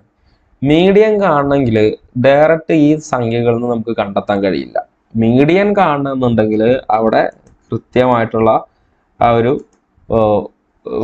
നമ്മൾ ഫോളോ ചെയ്യേണ്ടതുണ്ട്. അതായത് ആദ്യം എന്ത് ചെയ്യണം, ഈ സംഖ്യകളൊന്ന് അസെൻഡിങ് ഓർഡറിലോ ഡിസെൻഡിങ് ഓർഡറിലോ ആരോഹണ ക്രമത്തിലോ നമുക്ക് ക്രമീകരിക്കണം. അപ്പൊ എങ്ങനെയാണത്? ആരോഹണ ക്രമത്തിൽ ക്രമീകരിക്കുമ്പോൾ ഇപ്പൊ ചെറിയ സംഖ്യ വലിയ സംഖ്യ, ഇപ്പൊ 2, പിന്നെ 4, പിന്നെ ഏതാണ് 6, പിന്നെ 8, then 10. ഓക്കെ, ഇനി ഇവിടെ മാധ്യം കാണാൻ ഈസിയാണ്. ഇതിലെ സെൻറ്ററിലെ സംഖ്യ നോക്കിയാൽ മതി. ഇതിലെ സെൻറ്ററിലെ സംഖ്യ ഏതാണ്? 6 ആണല്ലോ അല്ലേ. പിന്നെ ഇതിനൊരു ഇക്വേഷൻ ഉണ്ട്, n+1/2, n+2th ഐറ്റം, അതായത് n+1 രണ്ടാമത്തെ ഇനം ഏതാണ് ആ ഐറ്റം? ഇപ്പോ ഈ n+1 എന്ന് പറയുമ്പോൾ n എത്ര സംഖ്യകൾ ഇവിടെ കൊടുത്തിട്ടുണ്ട്? 1 2 3 4 5 അല്ലേ. അപ്പൊ നിങ്ങൾ നോക്കുക, 5 + 1/2 എത്ര വരും? 5ഉം 1ഉം എത്രയാ? 6 അല്ലേ. 6/2 എത്ര വരും? 3. മൂന്നാമത്തെ ഐറ്റം. ഇപ്പൊ ഇതിൽ മൂന്നാമത്തെ ഐറ്റം ഏതാ? 1 2 3. മൂന്നാമത്തെ ഐറ്റം 6 ആണ്. അങ്ങനെയാണ് നമുക്ക് എന്ത് കിട്ടിയത്? 6 കിട്ടിയിട്ടുള്ളത്. ഓക്കെ, മാധ്യം കിട്ടിയത് ഇത് മൊത്തം കൂട്ടിയിട്ട് ഇത് മൊത്തം എന്ത് ചെയ്യുക, കൂട്ടിയിട്ട് എന്ത് ചെയ്യുക, അതിന്റെ എണ്ണം കൊണ്ട് ഹരിച്ചാൽ മതി. മൊത്തം കൂട്ടുമ്പോൾ 30 വരും. എണ്ണം എത്രയാണ്? 5 അല്ലേ. അപ്പോൾ 30/5 6 ആയിരിക്കും എൻ്റെ ഉത്തരം. പിന്നെ നമ്മൾ പറഞ്ഞു ബഹുലകം കാണാൻ എന്തില്ല, ബഹുലകം കാണാൻ ഈ സംഖ്യകളുടെ ഒന്നിൽ കൂടുതൽ ആവർത്തിച്ചിട്ടില്ല. അപ്പൊ അതുകൊണ്ട് ഇതിന് എന്തില്ല, ബഹുലകം ഇല്ല. അപ്പൊ ഇതിന്റെ കറക്റ്റ് ആൻസർ ഏതാണ്? നമ്മുടെ ഓപ്ഷൻ ബി ആയിരിക്കും ഇതിന്റെ ആൻസർ എന്ന് പറയുന്നത്. Okay, yes. അപ്പൊ ഇനി നമുക്ക് നേരെ അടുത്ത ക്വസ്റ്റ്യനിലേക്ക് പോവാം. ഓപ്ഷൻ താഴെ കൊടുത്തിരിക്കുന്നതിൽ ഉൽപാദന സാധ്യത പട്ടിക പ്രകാരം ശരിയായ പ്രസ്താവന ഏതല്ല? അപ്പൊ നമുക്ക് ചിലപ്പോൾ തോന്നാം അപ്പൊ ഇങ്ങനെയൊക്കെ ഒരു പട്ടികയൊക്കെ ഒന്ന് പരീക്ഷയ്ക്ക് ചോദിക്കുവോ എന്നുള്ളത്. ചിലപ്പം വരാം അല്ലെ. അഡ്വാൻസ് ലെവൽ ചോദ്യങ്ങളാണെങ്കിൽ നമുക്ക് ഈ രീതിയിലൊക്കെ പ്രതീക്ഷിക്കും. കാരണം +2 ടെക്സ്റ്റ് ബുക്കിലുള്ള സാധനമാണ് ഇതെല്ലാം. NCERT SCERT ടെക്സ്റ്റ് ബുക്കിലുള്ള സംഭവങ്ങളാണ് വന്നിട്ടുള്ളത്. അപ്പോൾ കുറച്ചുകൂടി ഒരു അഡ്വാൻസ്ഡ് ലെവലിൽ ചോദിക്കുകയാണെങ്കിൽ നമുക്ക് ആ ഒരു ഏരിയ, അപ്പൊ നിങ്ങൾക്ക് ഉൽപാദന സാധ്യത പട്ടിക, അതേപോലെ തന്നെ ഉൽപാദന സാധ്യത വക്രം, പ്രൊഡക്ഷൻ പോസിബിലിറ്റി കർവ്, ഇതിനൊക്കെ ബേസ് ചെയ്തിട്ടുള്ള ചോദ്യങ്ങളൊക്കെ ബേസിക് ആയിട്ട് ചോദിച്ചിട്ടുണ്ടായിരുന്നു. അപ്പൊ ഇവിടെ താഴെ തന്നിരിക്കുന്ന ഉൽപാദന സാധ്യത പട്ടിക പ്രകാരം ശരിയായ പ്രസ്താവന ഏതല്ല? അപ്പൊ ഉൽപാദന സാധ്യതകൾ, production possibility A B C D E. ഇപ്പൊ A എന്ന് പറയുന്ന ഉൽപാദന സാധ്യത ഉപയോഗിക്കുകയാണെങ്കിൽ അവിടെ അരി മാത്രമാണ് ഉൽപ്പാദിപ്പിക്കാൻ കഴിയുക, ഗോതമ്പ് ഉൽപ്പാദിപ്പിക്കാൻ കഴിയില്ല. ഇ എന്ന് പറയുന്ന ഉൽപാദന സാധ്യതയാണ് നമ്മൾ ചൂസ് ചെയ്യുന്നതെങ്കിൽ 4 യൂണിറ്റ് ഗോതമ്പ് ഉൽപ്പാദിപ്പിക്കാം. പക്ഷെ അവിടെ എന്തില്ല, നമുക്ക് അരി ഉൽപ്പാദിപ്പിക്കാൻ കഴിയില്ല. അപ്പൊ നമുക്കിവിടെ ഗോതമ്പ് 4 യൂണിറ്റ് ഉൽപ്പാദിപ്പിക്കണമെങ്കിൽ അരിയുടെ 10 യൂണിറ്റ് അവിടെ കുറച്ചാലാണ് നമുക്ക് ഗോതമ്പ് 4 യൂണിറ്റ് ഉൽപ്പാദിപ്പിക്കാൻ പറ്റുള്ളൂ. അതേപോലെ തന്നെ ഗോതമ്പിന്റെ 4 യൂണിറ്റ് ഒഴിവാക്കിയാലാണ് നമുക്ക് എന്ത് ചെയ്യുക, 10 യൂണിറ്റ് അരി ഉൽപ്പാദിപ്പിക്കാൻ പറ്റുള്ളൂ. അല്ലെ? അപ്പൊ അതിന്റെ ഓപ്പർച്യൂണിറ്റി കോസ്റ്റ് ചോദിക്കും. അതിന്റെ എത്രയാണ് അവസരാത്മക ചെലവ്, അല്ലെ? ഉൽപാദന സാധ്യത വക്രമൊക്കെ വെച്ചിട്ട് നമുക്ക് പഠിക്കാനുണ്ട്. അപ്പൊ അതൊക്കെ നമ്മുടെ ക്ലാസ്സിൽ നമ്മൾ വളരെ ഡീറ്റെയിൽ ചെയ്തിട്ട് ഇതിന്റെ കറക്റ്റ് PPTയിൽ നമ്മൾ എന്ത് ചെയ്യുന്നുണ്ട്, അതിൻ്റെയൊക്കെ ആനിമേഷൻ പ്രകാരം ഇതിന്റെ വീഡിയോ ഒക്കെ ഗ്രാഫൊക്കെ നമ്മൾ എക്സ്പ്ലെയിൻ ചെയ്യുന്നുണ്ട് വിത്ത് ആനിമേഷൻ വെച്ചിട്ട്. അപ്പൊ നിങ്ങൾക്ക് വളരെ ഈസി ആയിട്ട് കോൺസെപ്റ്റ് മനസ്സിലാക്കാൻ പറ്റും ഇതിന്റെ കോണ്ടന്റുകളൊക്കെ. അപ്പൊ ഇതിന്റെ ചോദ്യം ഉൽപാദന സാധ്യത പട്ടിക പ്രകാരം ശരിയായ പ്രസ്താവന ഏതല്ല. അപ്പൊ നിങ്ങൾ നോക്കുക, ഫസ്റ്റത്തെ പ്രസ്താവന ഉൽപാദന സാധ്യത പട്ടിക പ്രകാരം 10 യൂണിറ്റ് അരിയുടെ അവസരാത്മക ചെലവ് ഏതാണ്? ഉൽപ്പാദിപ്പിക്കപ്പെടാതെ പോയ 4 യൂണിറ്റ് ഗോതമ്പാണ്, അല്ലെ? അപ്പൊ കറക്റ്റ് ആണ്, അല്ലെ? 10 യൂണിറ്റ് അരിയുടെ അവസരാത്മക ചെലവ് എന്ന് പറഞ്ഞാൽ എന്താണ്? ഉൽപ്പാദിപ്പിക്കപ്പെടാതെ പോയ 4 യൂണിറ്റ് ഗോതമ്പ്. കാരണം ഇവിടെ എന്ത് ചെയ്തില്ല, 0 യൂണിറ്റ് ആണ് ഗോതമ്പ് ഉൽപ്പാദിപ്പിക്കുന്നത്. അപ്പോൾ ഇപ്പൊ അവര് ശരിക്കും എല്ലാ ഉൽപാദന സാധ്യതകളും ഗോതമ്പ് ഉൽപ്പാദിപ്പിക്കാൻ ഉപയോഗിച്ച് അവർക്ക് എന്ത് ചെയ്യാം, 4 യൂണിറ്റ് ഉൽപ്പാദിപ്പിക്കാം. പക്ഷെ അവർക്ക് എന്ത് ഉൽപ്പാദിപ്പിക്കാൻ കഴിയില്ല, അരി ഉൽപ്പാദിപ്പിക്കാൻ കഴിയില്ല, അല്ലെ? അപ്പൊ എല്ലാ സാധ്യതയും അരിയുടെ ഉൽപ്പാദനത്തിലേക്ക് മാറ്റുകയാണെങ്കിൽ 10 യൂണിറ്റ് അരി, എല്ലാ സാധ്യതകളും ഗോതമ്പിന്റെ ഉൽപ്പാദനത്തിലേക്ക് മാറ്റിയെങ്കിൽ 4 യൂണിറ്റ്. അപ്പൊ അതുകൊണ്ടാണ് ഉൽപാദന സാധ്യത പട്ടിക പ്രകാരം 10 യൂണിറ്റ് അരിയുടെ അവസരാത്മക ചെലവ് എന്ന് പറയുന്നതാണ് ഉൽപ്പാദിപ്പിക്കപ്പെടാതെ പോയ 4 യൂണിറ്റ് ആണ്, അല്ലെ? അതുകൊണ്ടാണ് 0 യൂണിറ്റ് ഇവിടെ കാണിച്ചിട്ടുള്ളത്. ഇനി അഥവാ 4 യൂണിറ്റ് ഗോതമ്പിന്റെ അവസരാത്മക ചെലവ്, കണ്ടോ ഇവിടെ 4 യൂണിറ്റ് ഗോതമ്പിന്റെ അവസരാത്മക ചെലവ് എത്രയാണ്? ഉൽപ്പാദിപ്പിക്കപ്പെടാതെ പോയ 10 യൂണിറ്റ് അരിയാണ്. ഉണ്ടോ ഈ 10 യൂണിറ്റ്? ഇതിന് നേരെ 0 അല്ല കൊടുത്തിട്ടുള്ളത്. അത് പറയുന്നത് എന്താണ്, ഇവിടെ നമുക്ക് 4 യൂണിറ്റ് മൊത്തം ഗോതമ്പ് ഉൽപ്പാദിപ്പിക്കണം, നമ്മൾ എന്ത് ചെയ്യണം, അരി 10 യൂണിറ്റ് ഉൽപ്പാദിപ്പിക്കാതിരിക്കണം, അല്ലെ? അതുപോലെ തന്നെ മൊത്തം 10 യൂണിറ്റ് അരി ഉൽപ്പാദിപ്പിക്കണമെങ്കിൽ 4 യൂണിറ്റ് നമ്മൾ എന്ത് ചെയ്യണം, ഗോതമ്പ് ഉൽപ്പാദിപ്പിക്കാതിരിക്കണം. അതാണ് അതിന്റെ അവസരാത്മക ചെലവ്. അങ്ങനെ അഥവാ 4 യൂണിറ്റ് ഗോതമ്പിന്റെ അവസരാത്മക ചെലവ് ഉൽപ്പാദിപ്പിക്കപ്പെടാതെ പോയ 10 യൂണിറ്റ് അരിയാണ്. അപ്പോൾ ഈ ഒരു പട്ടിക പ്രകാരം ഈ 2 പ്രസ്താവനകളും എന്താണ്, ശരിയാണ്. ഓക്കെ, ഇതിന്റെ കറക്റ്റ് എക്സ്പ്ലനേഷൻ നമ്മൾ ചെയ്തിട്ടുണ്ട്. കോഴ്സിൽ നിങ്ങൾ ജോയിൻ ചെയ്യുക, അതിന്റെ വിവരങ്ങൾ നിങ്ങൾക്ക് ലഭിക്കും. 46ാമത്തെ ചോദ്യം. അടുത്ത ചോദ്യം നിങ്ങൾ കണ്ടോ, ഇലാസ്തികത കൂടിയ ചോദനമുള്ള ഉൽപ്പന്നങ്ങൾ, ഇലാസ്റ്റിക് ഡിമാൻഡ് ഉള്ള പ്രൊഡക്റ്റുകൾ ഏതൊക്കെയാണെന്നാണ് ചോദ്യങ്ങൾ. ഏതാണ് ഇതിന്റെ ആൻസർ? ഇതിന്റെ എക്സ്പ്ലനേഷൻ നമ്മൾ ചെയ്തിട്ടുണ്ടായിരുന്നു. ഇതിന്റെ ആൻസർ ഓപ്ഷൻ ഡി ആണ്, 1, 3, 4. ആഡംബര കാറുകളും ഓട്ടോമൊബൈലും ഡിസൈനിങ് വസ്ത്രങ്ങളുമാണ് ഇലാസ്തികത കൂടിയ ചോദനമുള്ള ഉൽപ്പന്നങ്ങൾ. അപ്പൊ ഇലാസ്തികത കുറഞ്ഞത് അതിൽ പെട്രോളും, പിന്നെ ഏതായിരിക്കും, പെട്രോളും 2, 5 പുകയില ഉൽപ്പന്നങ്ങൾ. ഓക്കെ, ഇവിടെ 1, 3, 4 ആണ് ഇലാസ്തികത കൂടിയ ചോദനമുള്ള ഉൽപ്പന്നങ്ങൾ. Okay, yes. ഇനി 47ാമത്തെ ചോദ്യം, ഉപഭോക്തൃ വ്യവഹാരത്തിന്റെ ഓർഡിനൽ സമീപനവുമായി ബന്ധപ്പെട്ട് ശരിയായ പ്രസ്താവന ഏതെല്ലാം എന്നാണ് ചോദ്യം. അപ്പൊ അതൊന്ന് വായിച്ചു നോക്കുക. സംഖ്യകൾ ഉപയോഗിക്കാതെ വിവരിക്കാൻ കഴിയുന്ന ഉപയുക്തതയാണ് ക്രമ ഉപയുക്തത എന്ന് പറയുന്നത്. ഒന്നാമത്തേത്, രണ്ടാമത്തേത്, മൂന്നാമത്തേത് എന്നിങ്ങനെ ഉപഭോക്താവ് അദ്ദേഹത്തിന്റെ മുൻഗണനാക്രമം അവതരിപ്പിക്കുന്ന രീതിയാണിത്. അങ്ങനെ ഉപഭോക്തൃ വ്യവഹാരത്തിന്റെ ഓർഡിനൽ സമീപനം ഉപഭോക്താവിനെ സംതൃപ്തിയെ ഗുണാത്മകമായി കണക്കാക്കുന്നു. ഏതാണ് ഇതിന്റെ ആൻസർ? പോസ് ചെയ്യുക, വായിച്ചു നോക്കുക. അപ്പൊ ഇതിന്റെ ആൻസർ ഓപ്ഷൻ ഡി ആണ്. എല്ലാം ശരിയാണ് കേട്ടോ. ഉപഭോക്തൃ വ്യവഹാരത്തിന്റെ ഓർഡിനൽ സമീപനവുമായി ബന്ധപ്പെട്ട് ശരിയായ പ്രസ്താവന ഏതെല്ലാം? ഓക്കെ, 48ാമത്തെ ചോദ്യം. 2023-24 8.2% ശതമാനത്തിൽ നിന്ന് 2024-25 യഥാർത്ഥ GDP-യുടെ വളർച്ചാ നിരക്ക് എത്ര ശതമാനമായിട്ടാണ് കണക്കാക്കുന്നത്?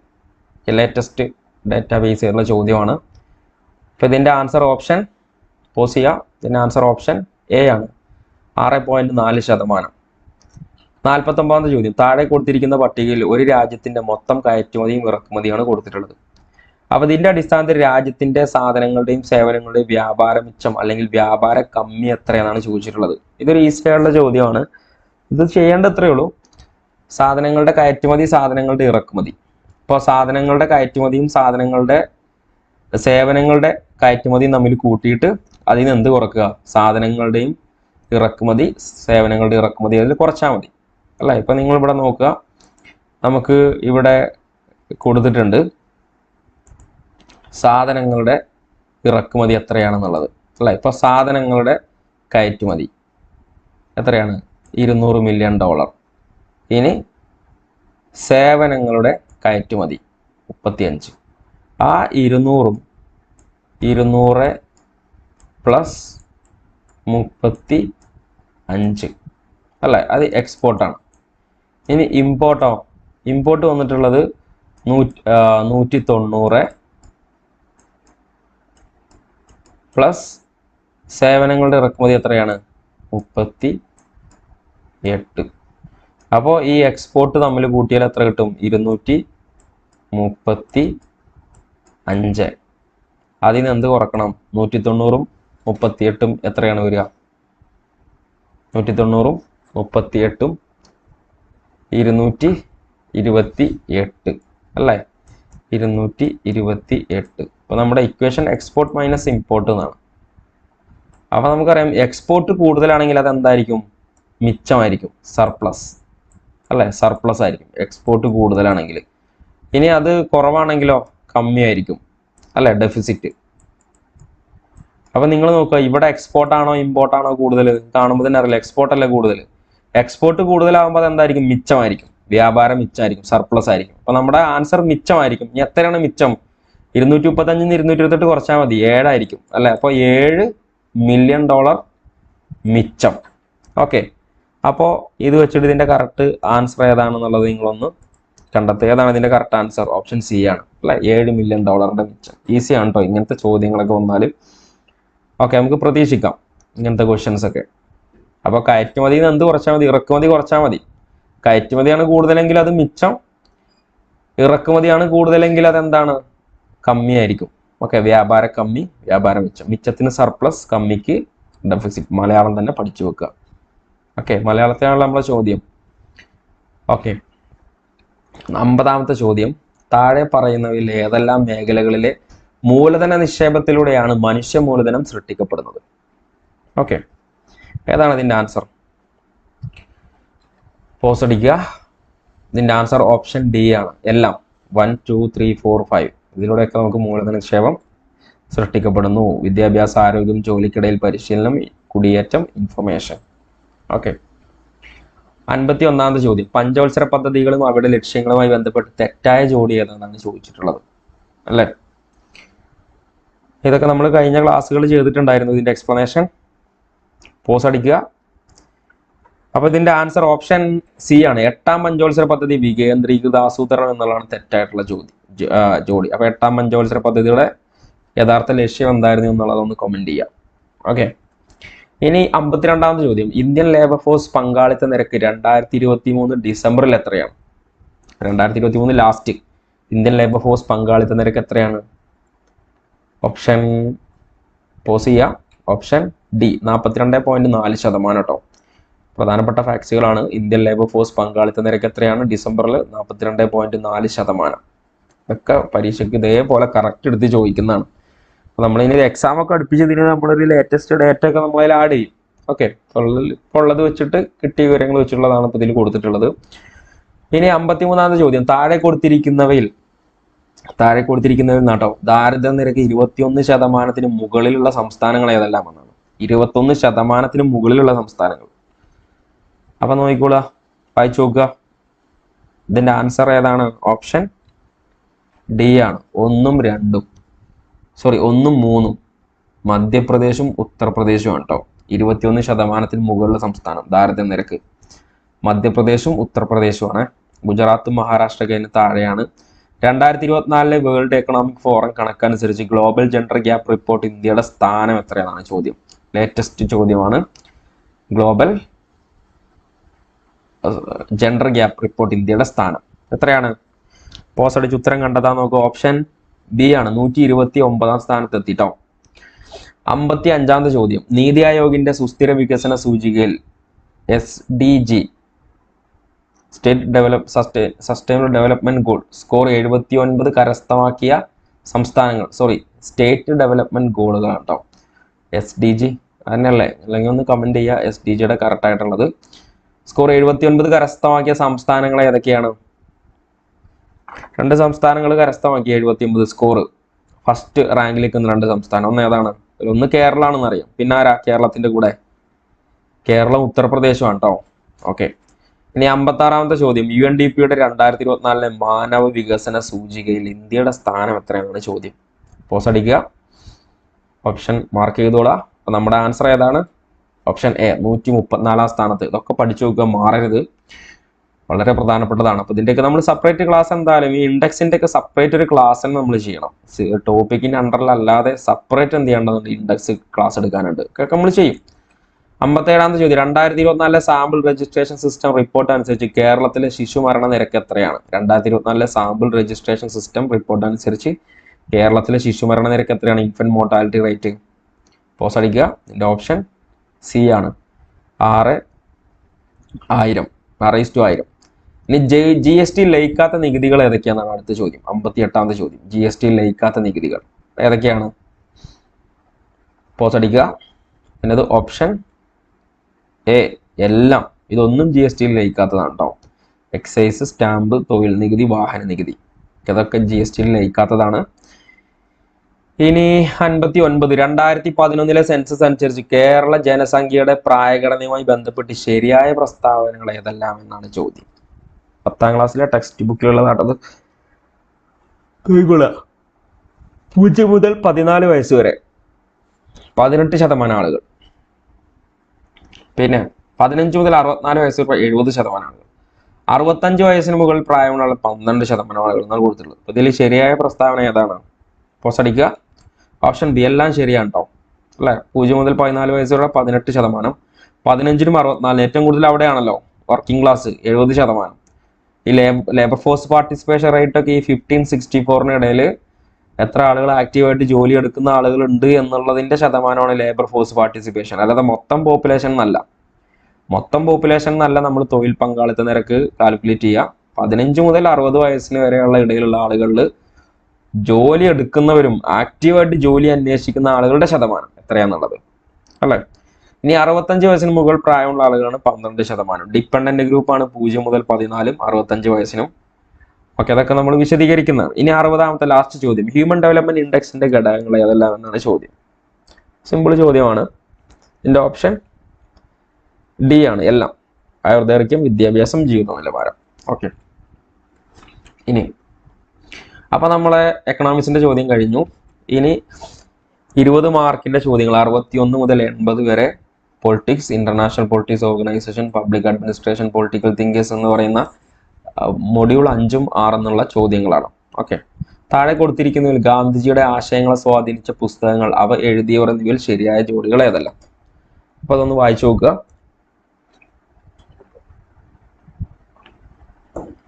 The kingdom of God is within you, George Stuart mill. Civil disobedience, Henry David തോറോ. Unto the last, John Ruskin. Essays on liberty, Leo Tolstoy. അപ്പൊ ഇതിൽ ശരിയായ ജോഡികൾ ഏതെല്ലാമാണ്? പുസ്തകം എഴുതിയ ആളുകളൊക്കെ. ഓപ്ഷൻ പോസ് അടിച്ചിട്ട് നിങ്ങൾ സ്വന്തമായിട്ട് ഉത്തരം കണ്ടെത്തുക. ഇതിന്റെ ഓപ്ഷൻ ഡി ആണ്, 2, 3. 2ഉം 3ഉം ആണ് ശരിയായ ജോഡികൾ. Civil disobedience, Henry David തോറോ. Unto the last, John Ruskin. അപ്പോൾ അത് ആരൊക്കെയാന്നുള്ളത് നിങ്ങൾ the kingdom of God is with you, estate on liberty എന്നുള്ളത് ആരാണെന്നുള്ളത് കറക്റ്റ് കമന്റ് ചെയ്യാം. ഓക്കെ, 62-ാമത്തത്, താഴെ തന്നിരിക്കുന്ന രാഷ്ട്രതന്ത്ര സിദ്ധാന്തങ്ങളിൽ തെറ്റായ ജോഡികൾ ഏതെല്ലാം എന്നാണ് ചോദിച്ചിട്ടുള്ളത്. ഓക്കെ, അരിസ്റ്റോട്ടിൽ, മനുഷ്യൻ സ്വഭാവത്തെ ഒരു രാഷ്ട്രീയ ജീവിയാണ്. ഇനി പ്ലേറ്റോ, ജനതയാണ് പരമാധികാരികൾ. റൂസോ, ജനാധിപത്യം ഏകാധിപത്യത്തിലേക്ക് നയിക്കുന്നു. വോൾട്ടേർ, സ്ഥാപിത അധികാരങ്ങൾ തെറ്റായ കാര്യങ്ങൾ ശരിയാകുന്നത് അപകടകരമാണ്. ഓക്കെ, ഇതിൽ തെറ്റായ ജോഡികൾ ഏതൊക്കെയാണ്? പോസ് അടിക്കുക. യെസ്, ഇതിന്റെ ആൻസർ ഓപ്ഷൻ എ ആണ്. 2ഉം 3ഉമാണ് തെറ്റായിട്ടുള്ളത്. പ്ലേറ്റോ, ജനതയാണ് പരമാധികാരികൾ. റൂസോ, ജനാധിപത്യം ഏകാധിപത്യത്തിലേക്ക് നയിക്കുന്നു. 2ഉം 3. അപ്പൊ 1ഉം 4ഉമാണ് ഇവിടെ ശരിയായിട്ടുള്ളത്. ഇനി 63, താഴെ കൊടുത്തിരിക്കുന്ന രാഷ്ട്രതന്ത്ര ചിന്തകന്മാരും അവരുടെ പ്രധാന ആശയങ്ങളുമായി ബന്ധപ്പെട്ട് ശരിയായ കോഡ് ഏതാണ്? ഓക്കെ, പ്രധാനപ്പെട്ട അടുത്തൊരു ചോദ്യമാണ്. Michel Foucault, Pierre Bourdieu, Noam Chomsky, Judith Butler. ഏതാണ്? ഓക്കെ, പോസ് അടിച്ചോളുക. ഇതിന്റെ ആൻസർ ഓപ്ഷൻ ഡി ആണ്. മിഷേൽ ഫൂക്കോ, ശക്തിയും അറിവും. ഫൂക്കോ അല്ലെ, ഫൂക്കോ ശക്തിയും അറിവും. പിയർ ബോർഡ്യൂ, സാംസ്കാരിക മൂലധനം. നോം ചോംസ്കി, അനുമതി, നിർമ്മാണം. Judith Buttler. ജൂഡിത്ത് ബട്ട്ലർ ഏതാണ്? നമ്മുടെ ലിംഗപ്രകടനവും ശക്തിയുമാണ് ജൂഡിത്ത് ബട്ട്ലർ. ഓക്കെ, അപ്പോൾ ഇതൊക്കെ പഠിച്ചു വെക്കുക. ഇപ്പോൾ മിഷേൽ ഫുക്കോ ഒക്കെ പഠിച്ചു വെക്കാൻ സുഖമാവും കേട്ടോ. ഇപ്പോൾ ഫുക്കോ ഒരു ഗുസ്തിയുമായി ബന്ധപ്പെട്ടല്ല, ശക്തിയുമായി ബന്ധപ്പെട്ടല്ലേ ഫുക്കോ അല്ലേ? മിഷേൽ ഫുക്കോ ശക്തിയും അറിവും. ഇപ്പോൾ അനുമതി തരണം, നോമിന് അനുമതി തരണം, നോം ചോംസ്കി എന്നൊക്കെ പറയില്ലേ, നോമിന് അനുമതി തന്നാലെന്നൊക്കെ പറയുമ്പോൾ അങ്ങനെയൊക്കെ എന്തെങ്കിലുമൊക്കെ കണക്ട് ചെയ്യാൻ നോക്കുക. Noam Chomsky. അനുമതി നിർമ്മാണം. പിന്നെ പിയർ ബോർഡ്യുടെ ഏതാണ്? സാംസ്കാരിക മൂലധനമാണ്. ജൂഡിത്ത് ബട്ട്ലർ ലിംഗപ്രകടനവും ശക്തിയുമാണ്. ഓക്കെ, ഇനി നമ്മുടെ 64ാമത്തെ ചോദ്യം, ഐക്യരാഷ്ട്രസഭയുമായി ബന്ധപ്പെട്ട് ശരിയായ പ്രസ്താവനകൾ ഏതെല്ലാം? വായിച്ചു നോക്കുക. ഇതിൻ്റെ ആൻസർ ഏതാണ്? ഐക്യരാഷ്ട്രസഭയുമായി ബന്ധപ്പെട്ട് ശരിയായ പ്രസ്താവനകൾ. ഓക്കെ, പോസ് അടിച്ചോളുക. ഓപ്ഷൻ കറക്റ്റ് ആൻസർ കണ്ടെത്തിക്കോളുക. അപ്പോൾ ഇതിൻ്റെ കറക്റ്റ് ആൻസർ ഓപ്ഷൻ എല്ലാം ശരിയാണ്. ഫ്രാങ്ക്ലിൻ റൂസ്വെൽറ്റ് ആണ് ആദ്യമായി ഐക്യരാഷ്ട്രങ്ങൾ എന്ന പദം ഉപയോഗിച്ചത്. 1945 ഒക്ടോബർ 24 ഐക്യരാഷ്ട്രസഭ ഔദ്യോഗികമായി നിലവിൽ വന്നു. അന്താരാഷ്ട്ര അഭയാർത്ഥി സംഘടന IRO 1947 ജൂലൈ 1 പ്രവർത്തനങ്ങൾ ആരംഭിച്ചു. ഓക്കെ, ഇനി 65ാമത്തെ ചോദ്യം, ഇന്ത്യൻ തെരഞ്ഞെടുപ്പ് കമ്മീഷനുമായി ബന്ധപ്പെട്ട് തെറ്റായ പ്രസ്താവനകൾ ഏതെല്ലാം? 1950 ജനുവരി 25 ഇന്ത്യൻ ഭരണഘടനാ അനുച്ഛേദം 325 അനുസരിച്ചാണ് ഇത് രൂപീകൃതമായത്. 2016 ബീഹാർ നിയമസഭാ തെരഞ്ഞെടുപ്പിലാണ് EVMകൾ സ്ഥാനാർത്ഥികളുടെ ഫോട്ടോ വോട്ടർ പട്ടിക ആദ്യമായി അവതരിപ്പിച്ചത്. ഇന്ത്യ ഗവൺമെന്റ് നിയമനിർമ്മാണ മന്ത്രാലയത്തിന്റെ ഉടമസ്ഥതയിലുള്ള ഒരു ഭരണഘടനാ സ്ഥാപനമാണ് ഇന്ത്യൻ തെരഞ്ഞെടുപ്പ് കമ്മീഷൻ. ഇതിൽ തെറ്റായ പ്രസ്താവന ഏതാണെന്നാണ് ചോദിച്ചിട്ടുള്ളത് കേട്ടോ. ഏതാണ്? നന്നായിട്ട് വായിച്ചു നോക്കുക. ഓപ്ഷൻ മാർക്ക് ചെയ്യുക. അപ്പൊ നമ്മുടെ ആൻസർ ഏതാണ്? ഓപ്ഷൻ ബി ആണ്. 1ഉം 2ഉം ആണ് ഇവിടെ തെറ്റായിട്ടുള്ളത് കേട്ടോ. ഓക്കെ, അപ്പോൾ അതെന്തുകൊണ്ടാണ് തെറ്റ് എന്നുള്ളതൊക്കെ ഒന്ന് കമന്റ് ചെയ്യുക. അതിന്റെ ശരിയായിട്ടുള്ളത് 66ാമത്തത്, ഒരു വിദേശകാര്യ പ്രതിനിധിയുടെ അടിസ്ഥാന കടമയിൽ പെടാത്തത് ഏതാണ്? 66ാമത്തെ ചോദ്യം വായിച്ചു നോക്കുക. ഏതാണ്? Option B 1, 2, 3. ഓക്കെ, വിദേശ രാജ്യത്തെ ഔദ്യോഗിക പ്രതിനിധിയെ പ്രവർത്തിക്കുക, അന്താരാഷ്ട്ര വിഷയങ്ങൾ ചർച്ച നടത്തുക, സ്വന്തം രാജ്യത്തിന്റെ ഉത്തമ താല്പര്യം സംരക്ഷിക്കുക. അതിൽ പെടാത്തത് രാഷ്ട്രീയവും സാംസ്കാരികവുമായ അധിനിവേശ പ്രവർത്തനം നടത്തുക എന്നുള്ളതാണ് ശരിയല്ലാത്തത്. 67, ഫ്രീഡം ഹൗസുമായി ബന്ധപ്പെട്ട് ശരിയായ പ്രസ്താവനകൾ ഏതെല്ലാം? ഫ്രീഡം ഹൗസ് ഒരു അന്താരാഷ്ട്ര സംഘടനയാണ്. ജനീവ ആസ്ഥാനമുള്ള ഒരു ലാഭേച്ഛയില്ലാത്ത സ്ഥാപനമാണ്. 1941 ഒക്ടോബറിലാണ് ഫ്രീഡം ഹൗസ് സ്ഥാപിതമായത്. വെൻഡൽ വിൽക്കിയും എലിയൻ റൂസ്വെൽട്ടും അതിന്റെ ആദ്യത്തെ ഓണററി ചെയർപേഴ്സൺമാരായിരുന്നു. ഇതിലേതാണ് ശരിയായിട്ടുള്ളത്? ശരിയായ പ്രസ്താവന ഓപ്ഷൻ പോസ് അടിച്ചോളുക, വായിച്ചു നോക്കുക, ആൻസർ മാർക്ക് ചെയ്യുക. ഇതിന്റെ ഓപ്ഷൻ 2ഉം 3ഉം ആണ് കേട്ടോ. അപ്പൊ ഇതിന്റെ ശരിക്കുള്ള ആസ്ഥാനം എവിടെയാണ്? ഫ്രീഡം ഹൗസിന്റെ ജനീവയിലാണോ അതോ സ്വിറ്റ്സർലാൻഡിലോ? സ്വിറ്റ്സർലാൻഡിലായിരിക്കും തോന്നുന്നു. അപ്പൊ ഒന്ന് നോക്കിയിട്ട് കമന്റ് ചെയ്യുക ഫ്രീഡം ഹൗസിന്റെ ആസ്ഥാനം എവിടെയാണെന്നുള്ളത് കേട്ടോ. അപ്പൊ 1941 ഇത് സ്ഥാപിതമായതെന്ന് പറഞ്ഞു. പിന്നെ ആരൊക്കെയാണ്? വെൻഡൽ വിൽക്കിയും എലിയൻ റൂസ്വെൽട്ടുമാണ് അതിന്റെ ആദ്യത്തെ ഓണററി ചെയർപേഴ്സൺമാർ. 68, സുപ്രീം കോടതിയുമായി ബന്ധപ്പെട്ട് ശരിയായ പ്രസ്താവന. സുപ്രീം കോടതി ജഡ്ജിമാർ രാഷ്ട്രപതിക്ക് മുമ്പിൽ സത്യപ്രതിജ്ഞ ചെയ്യുന്നു. സുപ്രീം കോടതി ചീഫ് ജസ്റ്റിസ് സത്യപ്രതിജ്ഞ ചെയ്യുന്നത് രാഷ്ട്രപതിക്ക് മുമ്പിലാണ്. സുപ്രീം കോടതി ജഡ്ജിമാരും ചീഫ് ജസ്റ്റിസും രാജി സമർപ്പിക്കുന്നത് രാഷ്ട്രപതിക്കാണ്. ഇതിലേതാണ് ശരി? പോസ് അടിച്ച് വായിച്ചു നോക്കുക. ഇതിന്റെ കറക്റ്റ് ഓപ്ഷൻ എ ആണ്. എല്ലാം ശരിയാണ് കേട്ടോ. ഓക്കെ, ഇനി 69ാമത്തെ ചോദ്യം, മൗലികാവകാശങ്ങളുമായി ബന്ധപ്പെട്ട് തെറ്റായ പ്രസ്താവന ഏതാണെന്നാണ് ചോദ്യം. വായിച്ചു നോക്കുക. ഏതാണ് ഇതിന്റെ ആൻസർ? ഇതിന്റെ ആൻസർ ഓപ്ഷൻ ഡി ആണ്. മതസ്വാതന്ത്ര്യത്തിനുള്ള അവകാശ അനുച്ഛേദം 25 മുതൽ 29 വരെയാണോ? ശരിക്കുള്ളത് ഏതാന്നുള്ളതൊന്ന് കമന്റ് ചെയ്യാം. 70, താഴെ കൊടുത്തിരിക്കുന്നത് യൂണിയൻ ലിസ്റ്റിൽ ഉൾപ്പെടുന്നത് ഏതെല്ലാം? യൂണിയൻ ലിസ്റ്റിൽ ഉൾപ്പെടുന്നതാണ് ചോദ്യം. ഏതൊക്കെയാണ്? വായിച്ചു നോക്കുക, പോസ് അടിച്ചിട്ട് ആൻസർ മാർക്ക് ചെയ്യുക. 70ാമത്തതിന്റെ 1ഉം 3ഉം 5ഉം ആണ്. പോസ്റ്റും ടെലിഗ്രാമും വ്യോമയാനം ബാങ്കിങ്ങും ആണ് യൂണിയൻ ലിസ്റ്റിൽ. പിന്നെ പെടാത്തത് പൊതുജനാരോഗ്യം മായം ചേർക്കലൊന്നും യൂണിയൻ ലിസ്റ്റിലല്ല വരുന്നത്. അപ്പൊ അത് ഏതിലാണ് വരുന്നതെന്ന് കമന്റ് ചെയ്യാം. 71, താഴെ കൊടുത്തിരിക്കുന്നത് യൂണിറ്ററി ഭരണ സംവിധാനമുള്ള രാജ്യങ്ങൾ ഏതെല്ലാം? യൂണിറ്ററി ഭരണ സംവിധാനം, യൂണിറ്ററി ഫോം ഓഫ് ഗവൺമെന്റ് ഏതാണ്? പോസ് അടിക്കുക, വായിക്കുക, എന്നിട്ട് മാർക്ക് ചെയ്യുക. 71ാമത്തെ ചോദ്യത്തിന്റെ ഉത്തരം എല്ലാം. China, Japan, south Korea, Italy ഒക്കെ യൂണിറ്ററി ഫോം ഭരണമുള്ള രാജ്യങ്ങളാണ്. 72ാമത്തെ ചോദ്യം, താഴെ കൊടുത്തിരിക്കുന്ന സംസ്ഥാന പാർട്ടികൾ, സംസ്ഥാനങ്ങൾ എന്നിവയിൽ തെറ്റായ ജോഡി ഏതാണെന്നാണ് ചോദ്യം. ഏതാണ്? വായിച്ചു നോക്കുക. യെസ്, ഇതിന്റെ ആൻസർ ഏതാ? ആൻസർ ഓപ്ഷൻ എ ആണ് കേട്ടോ. All India forward block. ഏതാണ്? ജാർഖണ്ഡ് ആണോ? വെസ്റ്റ് ബംഗാൾ ആണോ ഓൾ ഇന്ത്യ ഫോർവേഡ് ബ്ലോക്ക് വരുന്നത്? വെസ്റ്റ് ബംഗാളിലാണ്. താഴെ കൊടുത്തിരിക്കുന്നതിൽ വിവിധ തരത്തിലുള്ള പ്രഷർ ഗ്രൂപ്പുകൾ ഏതൊക്കെയാണെന്നാണ് ചോദിച്ചിട്ടുള്ളത്. താഴെ കൊടുത്തിരിക്കുന്നതിൽ വിവിധ തരത്തിലുള്ള പ്രഷർ ഗ്രൂപ്പുകൾ വായിച്ചു നോക്കുക. ഇതിന്റെ ആൻസർ ഏതാണ്? Answer option D. എല്ലാം ഏതാണ്? വിവിധ തരത്തിലുള്ള പ്രഷർ ഗ്രൂപ്പുകളാണ്. Association, non association, institutional, anomic. Okay.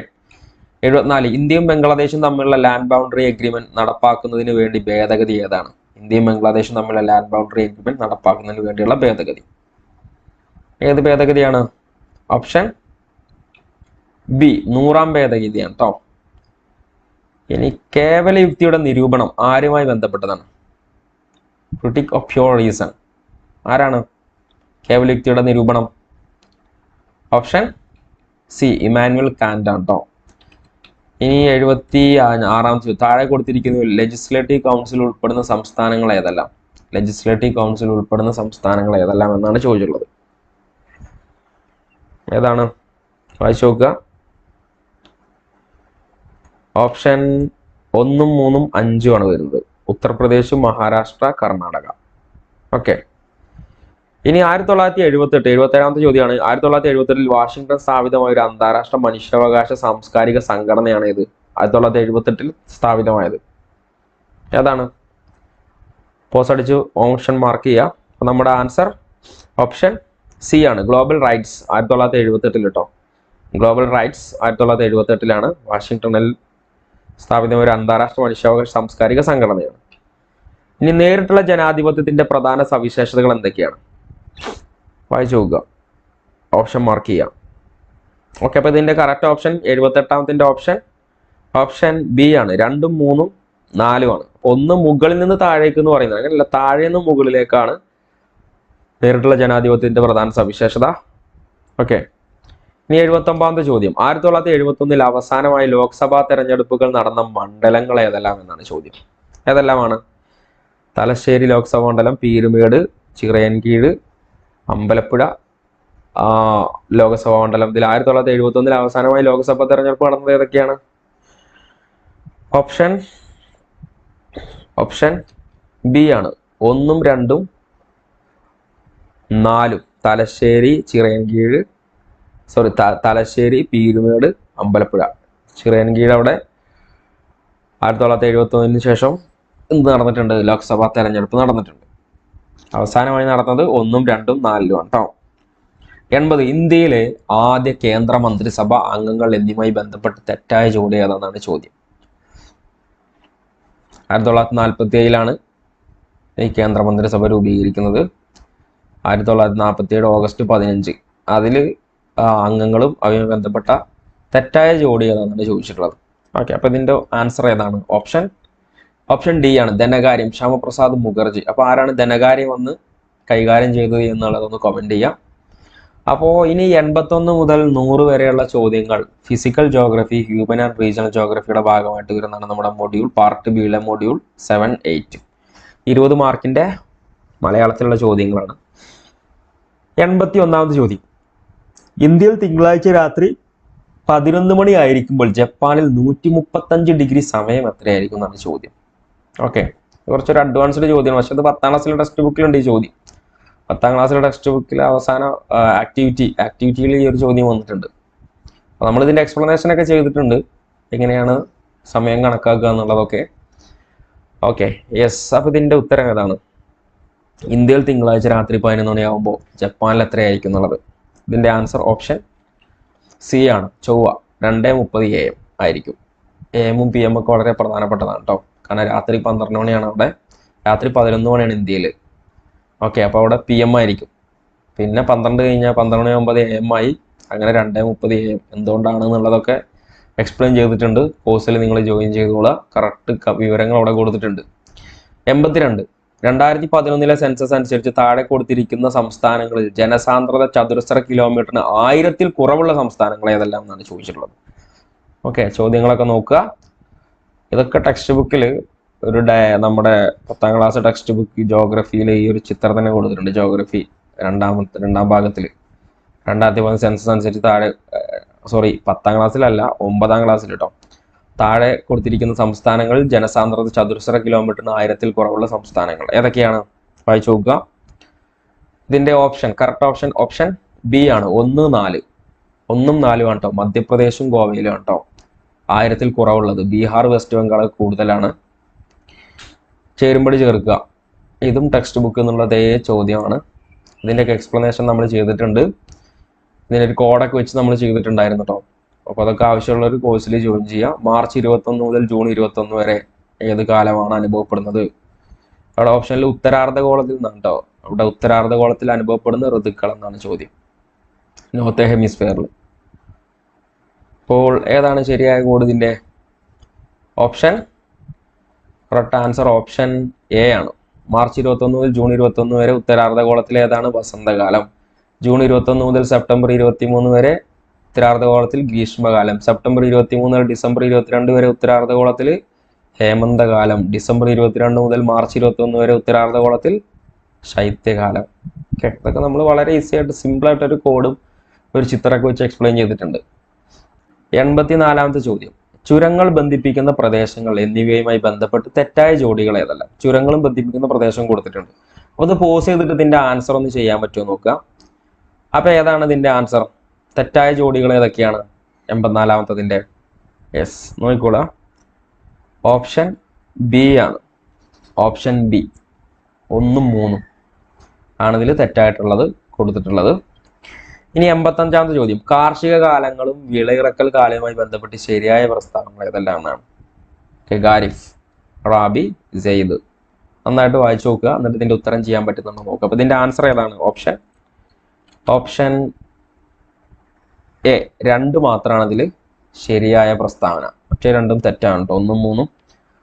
Rabi November മധ്യ ശൈത്യകാല ആരംഭത്തിലാണ്. ഇതിന്റെ എക്സ്പ്ലനേഷൻ ഒക്കെ നമ്മൾ ചെയ്തിട്ടുണ്ടായിരുന്നു. ഇനി 86ാമത്തെ ചോദ്യം, ആഗോള മർദ്ദമേഖലയുമായി ബന്ധപ്പെട്ട് തെറ്റായ ജോഡികൾ ഏതെല്ലാം എന്നാണ് ചോദിച്ചിട്ടുള്ളത്. ഓക്കെ, ഓരോ ലാറ്റിറ്റ്യൂഡുകൾ, അക്ഷാംശങ്ങൾ ഏതെല്ലാം മർദ്ദമേഖലയിലൂടെയാണ് കടന്നു പോകുന്നത് എന്നുള്ളത്. ഇതിൽ തെറ്റായത് ഏതാണ്? ഓപ്ഷൻ വായിച്ചു നോക്കുക. ഇതിന്റെ ആൻസർ ഓപ്ഷൻ ഡി ആണ്. 2ഉം 3ഉം തെറ്റാണ്. ഉപധ്രുവീയ ന്യൂനമർദ്ദ മേഖല ശരിക്കും 60 ഡിഗ്രിയിലാണ്. ഉപോഷ്ണ ഉച്ചമർദ്ദ മേഖല എവിടെയാണ്? 30 ഡിഗ്രിയിലാണ് വരുന്നത്. ഓക്കെ, ഇനി 87, ഭൂമിയുമായി ബന്ധപ്പെട്ട് ശരിയായ പ്രസ്താവന ഏതാണ്? വായിച്ചു നോക്കുക. യെസ്, ഇതിന്റെ ആൻസർ ഏതാണ്? ഓപ്ഷൻ 1ഉം 2ഉം 4ഉം ആണ് കേട്ടോ. ഭൗമഗ്രഹങ്ങളിൽ ഏറ്റവും വലുത് ഭൂമിയാണ്. സാന്ദ്രത ഏറ്റവും കൂടിയത് ഗ്രഹവും ഭൂമിയാണ്. ഇനി 3ാമത്തത് അവിടെ തെറ്റാണ്. ധ്രുവങ്ങൾ വീർത്തും ഭൂമധ്യരേഖ പ്രദേശം പരന്നും. അങ്ങനെയല്ല, ധ്രുവങ്ങൾ പരന്നും ഭൂമധ്യരേഖ പ്രദേശം വീർത്തും സ്ഥിതി ചെയ്യുന്നു. ഭൂമിയുടെ ഭ്രമണ സമയം 23 മണിക്കൂർ 56 മിനിറ്റ് 4 സെക്കൻഡ്. ഓക്കെ, 88ാമത്തത്, ഭൗതിക അവസാദ ശിലകൾക്കുള്ള ഉദാഹരണം ഏതാണെന്നാണ് ചോദ്യം. ഭൗതിക അവസാദ ശിലകൾക്കുള്ള ഉദാഹരണം ഏതാണ്? വായിച്ചു നോക്കുക. ഇതിന്റെ ഓപ്ഷൻ സി ആണ്. 1ഉം 4ഉം ആണ്. ബ്രക്കിയ, അതുപോലെ സിൽസ്റ്റോൺ. ഇത് ഭൗതിക അവസാദ ശിലക്കുള്ള ഉദാഹരണങ്ങളാണ്. 89ാമത്തെ ചോദ്യം, താഴെ കൊടുത്തിരിക്കുന്ന ശരിയായ പ്രസ്താവന ഏതെല്ലാം? വായിച്ചു നോക്കുക, എന്നിട്ട് ഇതിന്റെ ആൻസർ ഏതാണെന്ന് നോക്കുക. ഓക്കെ, 89ാമത്തതിന്റെ കറക്റ്റ് ഓപ്ഷൻ സി ആണ്. 2ഉം ശരിയാണ് കേട്ടോ. അതൊക്കെ ഒന്ന് വായിച്ചു നോക്കുക. ഇനി 90ാമത്തെ ചോദ്യം, താഴെ കൊടുത്തിരിക്കുന്ന ഒരു ശരിയായ പ്രസ്താവന ഏതെല്ലാം? അടുത്ത ചോദ്യം 90ാമത്തത് വായിച്ചു നോക്കുക. പോസ് അടിച്ചിട്ട് ഇതിന്റെ ആൻസർ മാർക്ക് ചെയ്യുക. അപ്പൊ നമ്മുടെ ആൻസർ ഏതാണ്? ഇതിന്റെ ഓപ്ഷൻ എ ആണ്. എല്ലാം ശരിയാണ് കേട്ടോ. ഇതിൻ്റെതും എല്ലാം ശരിയാണ്. 91ാമത്തെ ചോദ്യം, താഴെ കൊടുത്തിരിക്കുന്നതിൽ പസഫിക് സമുദ്രത്തിലെ ശീതജല പ്രവാഹങ്ങൾ ഏതെല്ലാം എന്നാണ് ചോദ്യം. ഓക്കെ, അപ്പൊ ഇതിൻ്റെയൊക്കെ ക്ലാസ് നമ്മൾ വളരെ വിശദമായിട്ട് ചെയ്തിട്ടുണ്ട്. ഇതിനെക്കുറിച്ച് കോഴ്സിൽ നിങ്ങൾ ജോയിൻ ചെയ്യുക. നിങ്ങൾക്ക് ഇതിനെക്കുറിച്ചുള്ള ഫുൾ വിവരങ്ങൾ നിങ്ങൾക്ക് ലഭിക്കുന്നതാണ്. ഓക്കെ, ഏതാണ് ഇതിന്റെ ആൻസർ? താഴെ കൊടുത്തിരിക്കുന്ന പസഫിക് സമുദ്രത്തിലെ ശീതജല പ്രവാഹങ്ങൾ ഏതൊക്കെയാണ്? ഓപ്ഷൻ 1ഉം 3ഉം ആണ് കേട്ടോ. ഒയാഷിയോ പ്രവാഹം, കാലിഫോർണിയ. ഓക്കെ, 92, ക്യോട്ടോ പ്രോട്ടോകോളുമായി ബന്ധപ്പെട്ട് ശരിയായ പ്രസ്താവനകൾ ഏതെല്ലാം? പോസ്റ്റ് അടിച്ചെടുത്ത് വായിച്ച് മനസ്സിലാക്കുക. ഏതാണ് ഇതിന്റെ ആൻസർ? അപ്പോൾ ഇതിന്റെ ആൻസർ ഓപ്ഷൻ ബി ആണ്. 2ഉം 3ഉം ആണ് ശരി. 1 തെറ്റാണ്. എന്തുകൊണ്ടാണ് ഇത് തെറ്റാനുള്ള കാരണം എന്നുള്ളത് നിങ്ങളൊന്ന് കമന്റ് ചെയ്യുക. യെസ്. 93 താഴെ തന്നിരിക്കുന്നത് ഇന്ത്യയിലെ താഴ്വരകളാണ്. വാലീസ്. ഇവയിൽ വി രൂപ താഴ്വരകളിൽ ഉൾപ്പെടുന്നത് ഏതെല്ലാം എന്നാണ് ചോദ്യം. വി രൂപ താഴ്വരകൾ. ഓക്കെ, ഇതിന്റെ ഓപ്ഷൻ ഏതാ? ഓപ്ഷൻ ഡി ആണ്. 2ഉം 4ഉം കേട്ടോ. ഗംഗാ നദി താഴ്വര, കുളു താഴ്വര വി രൂപ താഴ്വരകളാണ്. മറ്റേത് അതിന്റെ ഭാഗമല്ല, വി രൂപ താഴ്വരകളല്ല. ഇനി 94ാമത്തത് അഗ്നിപർവ്വതം, അവ സ്ഥിതി ചെയ്യുന്ന രാജ്യം എന്നിവയുമായി ബന്ധപ്പെട്ട് ശരിയായ കോഡ് കണ്ടുപിടിക്കുക. ഓക്കെ, ഇതൊന്ന് പോസ് അടിച്ചിട്ട് ഇതിന്റെ ശരിയായ കോഡ് നിങ്ങൾ നോക്കുക. ഓക്കെ, അപ്പൊ ഇതിന്റെ ഓപ്ഷൻ ഏതാണ്? ഇതിന്റെ ആൻസർ 94ന്റെ ഓപ്ഷൻ എ ആണ്. CADB. സി. ക്രാക്കറ്റോവ എവിടെയാണ് വരുന്നത്? ഇന്തോനേഷ്യയിലാണ്. മൗണ്ട് പിനതുംബോ ഫിലിപ്പൈൻസിലാണ്. മൗണ്ട് വെസൂവിയസ് എവിടെ വരുന്നത്? ഇറ്റലിയിലാണ്. മൗനാലോവ അമേരിക്കയിലാണ് കേട്ടോ. മൗനാലോവ. Okay, yes. അടുത്തത് 95ാമത്തെ ചോദ്യം. 2011 സെൻസസ് പ്രകാരം ഇന്ത്യയിലെ നഗര ജനസംഖ്യയുമായി ബന്ധപ്പെട്ട് തെറ്റായ വിവരങ്ങൾ ഏത് എന്നാണ് ചോദ്യം. ഇപ്പൊ ഇന്ത്യയിലെ നഗരജനസംഖ്യ 31.16%. നഗരജനസംഖ്യ രണ്ടാം സ്ഥാനം നാട്ടവിടെ. രണ്ടാം സ്ഥാനം എവിടെയാണ്? ഗോവയാണ്. 62.17%. നഗരജനസംഖ്യയിൽ അരുണാചൽ പ്രദേശാണ് ഏറ്റവും പിന്നിൽ. 10.4% എന്ന് പറഞ്ഞു കൊടുത്തിട്ടുണ്ട്. കേരളത്തിൽ 47.72% കേരളത്തിലെ നഗരജനസംഖ്യ എന്ന് പറഞ്ഞു കൊടുത്തിട്ടുണ്ട്. അപ്പൊ ഇതിൽ തെറ്റായ വിവരങ്ങൾ ഏതെല്ലാം എന്നാണ് ചോദ്യം. ഏതാണ്? ഓപ്ഷൻ ബി ആണ്. 2ഉം 3ഉം ആണ് കേട്ടോ. അപ്പൊ ഏതാണ് നിങ്ങൾ ശരിക്കും നോക്കുക. നഗരജനസംഖ്യയിൽ രണ്ടാം സ്ഥാനത്ത് ആരാണ്? ഏത് സംസ്ഥാനമാണ് എന്നുള്ളത്? നഗരജനസംഖ്യയിൽ ഏറ്റവും അരുണാചൽ പ്രദേശാണ് ഏറ്റവും പിന്നിൽ എന്നും പറഞ്ഞ് അവിടെ കൊടുത്തിട്ടുണ്ട്. അപ്പൊ ഏറ്റവും പിന്നിൽ ഏതാന്നുള്ളതും ഒന്ന് കമന്റ് ചെയ്യാം. ഓക്കെ, ഇനി 96ാമത്തെ ചോദ്യം. ലോക ദിനങ്ങളും അവയുടെ തീയതികളുമായി ബന്ധപ്പെട്ട് തെറ്റായ ജോഡി ഏതാണ്? ഒന്ന് പോസ് അടിച്ചിട്ട് അതിന്റെ ആൻസർ ചെയ്യാൻ പറ്റുമോ നോക്കുക. അപ്പൊ ഇതിന്റെ ആൻസർ ഓപ്ഷൻ സി ആണ്. ലോക സമുദ്ര ദിനം ജൂലൈ 8 എന്ന് പറഞ്ഞു കൊടുത്തിട്ടുണ്ട്. അതാണ് അതിൽ തെറ്റായ ജോഡി. അപ്പൊ ലോക സമുദ്ര ദിനം എന്താന്നുള്ളത് കറക്റ്റ് കമന്റ് ചെയ്യുക. 97 IRNS 1G വിക്ഷേപണ തീയതി എന്നാണ് ചോദ്യം. ഓക്കെ, ഇന്ത്യയുടെ സാറ്റലൈറ്റ് ആയിട്ടുള്ള IRNSS 1G വിക്ഷേപണ തീയതി എന്നാണെന്നാണ് ചോദ്യം. ഇതിന്റെ ആൻസർ ഓപ്ഷൻ 97ന്റെ ഓപ്ഷൻ എ ആണ്. 2016 ഏപ്രിൽ 28. ഇനി 98ാമത്തെ ചോദ്യം. വന്ദേ ഭാരത് എക്സ്പ്രസുമായി ബന്ധപ്പെട്ട് ശരിയായ പ്രസ്താവന ഏതെല്ലാം എന്നാണ്. ഓക്കെ, ചോദ്യം നിങ്ങൾ നോക്കുക. വന്ദേ ഭാരത് എക്സ്പ്രസുമായി ബന്ധപ്പെട്ട് ശരിയായ പ്രസ്താവന. പോസ് അടിച്ചിട്ട് വായിച്ചു നോക്കിയിട്ട് അതിന്റെ ആൻസർ മാർക്ക് ചെയ്യുക. അപ്പൊ ഇതിന്റെ ഓപ്ഷൻ കറക്റ്റ് ഓപ്ഷൻ ഡി ആണ്. 1ഉം 2ഉം 3ഉം എല്ലാം ശരിയാണ് കേട്ടോ. ആദ്യ വന്ദേ ഭാരത് എക്സ്പ്രസ് 2019 ഫെബ്രുവരി 15 പ്രധാനമന്ത്രി നരേന്ദ്രമോദിയാണ് എന്ത് ചെയ്യുന്നത്? ന്യൂഡൽഹി റെയിൽവേ സ്റ്റേഷനിൽ ഉദ്ഘാടനം ചെയ്തു. വന്ദേ ഭാരത് എക്സ്പ്രസ് ആദ്യമായി ഓടിയത് 23 ഫെബ്രുവരി 2019 ഇന്ത്യയിലെ ആദ്യത്തെ semi high speed full electric ട്രെയിനാണ് ഏത്? 18 എന്നറിയപ്പെടുന്ന വന്ദേ ഭാരത് എക്സ്പ്രസ്. ഓക്കെ, 99ാമത്തെ ചോദ്യം. താഴെ കൊടുത്തിരിക്കുന്നതിൽ ഒരേ സമയമേഖലയിൽ പെടുന്ന രാജ്യങ്ങൾ ഏതെല്ലാം എന്നാണ് ചോദ്യം. ഒരേ സമയമേഖലയിൽ വരുന്നത് കേട്ടോ. അപ്പൊ ഏതാണ്? പോസ് അടിച്ച് വായിച്ചു നോക്കുക. ഇതിന്റെ ഓപ്ഷൻ 1ഉം 2ഉം 5ഉം ഐസ്ലാൻഡ്, UK, അയർലാൻഡ്. അപ്പൊ ഓസ്ട്രിയ, പോളണ്ടൊന്നും ഈ സമയമേഖലയിലല്ല വരുന്നത്. ഒരേ സമയമേഖല വേറെ സമയമേഖലയിലാണ് വരുന്നത്. ഇവിടെ Iceland, UK, Ireland. Okay, last ചോദ്യം. താഴെ കൊടുത്തിരിക്കുന്നതിൽ ശരിയായ പ്രസ്താവന ഏതെല്ലാം? ഇന്ത്യയിൽ ഏറ്റവും കൂടുതൽ കോട്ടൺ മില്ല് മഹാരാഷ്ട്ര. ഇന്ത്യയിൽ ഏറ്റവും കൂടുതൽ ചണ ഉൽപ്പാദിപ്പിക്കുന്ന മുംബൈ. ഇന്ത്യയുടെ മാഞ്ചസ്റ്റർ, അഹമ്മദാബാദ്. ഇപ്പൊ ഇതിൽ ഏതാണ് ശരിയായത്? 1ഉം 3ഉം ആണ് ശരി കേട്ടോ. ഇന്ത്യയിൽ ഏറ്റവും കൂടുതൽ കോട്ടൺ മില്ല് മഹാരാഷ്ട്ര, ഇന്ത്യയിൽ മാഞ്ചസ്റ്റർ, അഹമ്മദാബാദ്. അപ്പൊ ഏറ്റവും കൂടുതൽ ചണ ഉൽപ്പാദിപ്പിക്കുന്നത് എവിടെയാന്നുള്ളതൊന്ന് കമന്റ് ചെയ്യാം. ഓക്കെ, അപ്പൊ ഇത്ര കാര്യങ്ങളാണ് നമുക്ക് ഈ ക്ലാസ്സിൽ നമ്മൾ ഡിസ്കസ് ചെയ്തിട്ടുള്ളത്. ഓക്കെ, അപ്പോൾ നമ്മൾ ഇതേപോലെ മോഡൽ ക്വസ്റ്റ്യൻ നമ്മുടെ ക്ലാസ്സിൽ നമ്മൾ ചെയ്യുന്നുണ്ട്. അപ്പോൾ മോഡൽ ക്വസ്റ്റ്യനും ക്ലാസ്സിൻ്റെ വിവരങ്ങളൊക്കെ ലഭിക്കാൻ നിങ്ങൾ എന്ത് ചെയ്യുക? ഈ താഴെ കാണുന്ന ഈ നമ്പറിൽ നിങ്ങൾ കോൺടാക്ട് ചെയ്യാം. ഓക്കെ, 81 29 529 102 എന്നുള്ള വാട്സാപ്പ് നമ്പറിൽ നിങ്ങളുടെ പേരും ജില്ലയും അടിച്ചാൽ മതി. അപ്പോൾ നിങ്ങൾക്ക് ടൈപ്പ് ചെയ്താൽ മതി, നിങ്ങൾ മെസ്സേജ് ചെയ്യാം. അപ്പോൾ നിങ്ങൾക്ക് എന്ത് ചെയ്യും? നിങ്ങൾക്ക് കോഴ്സിനെ കുറിച്ചുള്ള വിവരങ്ങൾ ലഭിക്കും.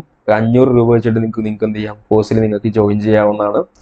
അതുപോലെ തന്നെ നമ്മുടെ സിലബസ് അനുസരിച്ചുള്ള ക്ലാസ്സുകളെല്ലാം ഇവിടെ പ്രൈവറ്റ് ആയിട്ടാണ് എന്തുള്ളത് നമ്മുടെ കോഴ്സിൽ അവൈലബിൾ ആയിട്ടുള്ളത്. അപ്പോൾ ഇതുപോലുള്ള നല്ല മോഡൽ ക്വസ്റ്റ്യൻസ് നമ്മൾ എന്ത് ചെയ്യുന്നുണ്ട്? നമ്മുടെ ക്ലാസ്സിൽ നമ്മൾ കൊടുക്കുന്നതാണ്. അപ്പോൾ ഇത്രയും കാര്യങ്ങളാണ് ഈ ഒരു ക്ലാസ്സിൽ ഉൾപ്പെടുത്തിയിട്ടുള്ളത്. Thank you.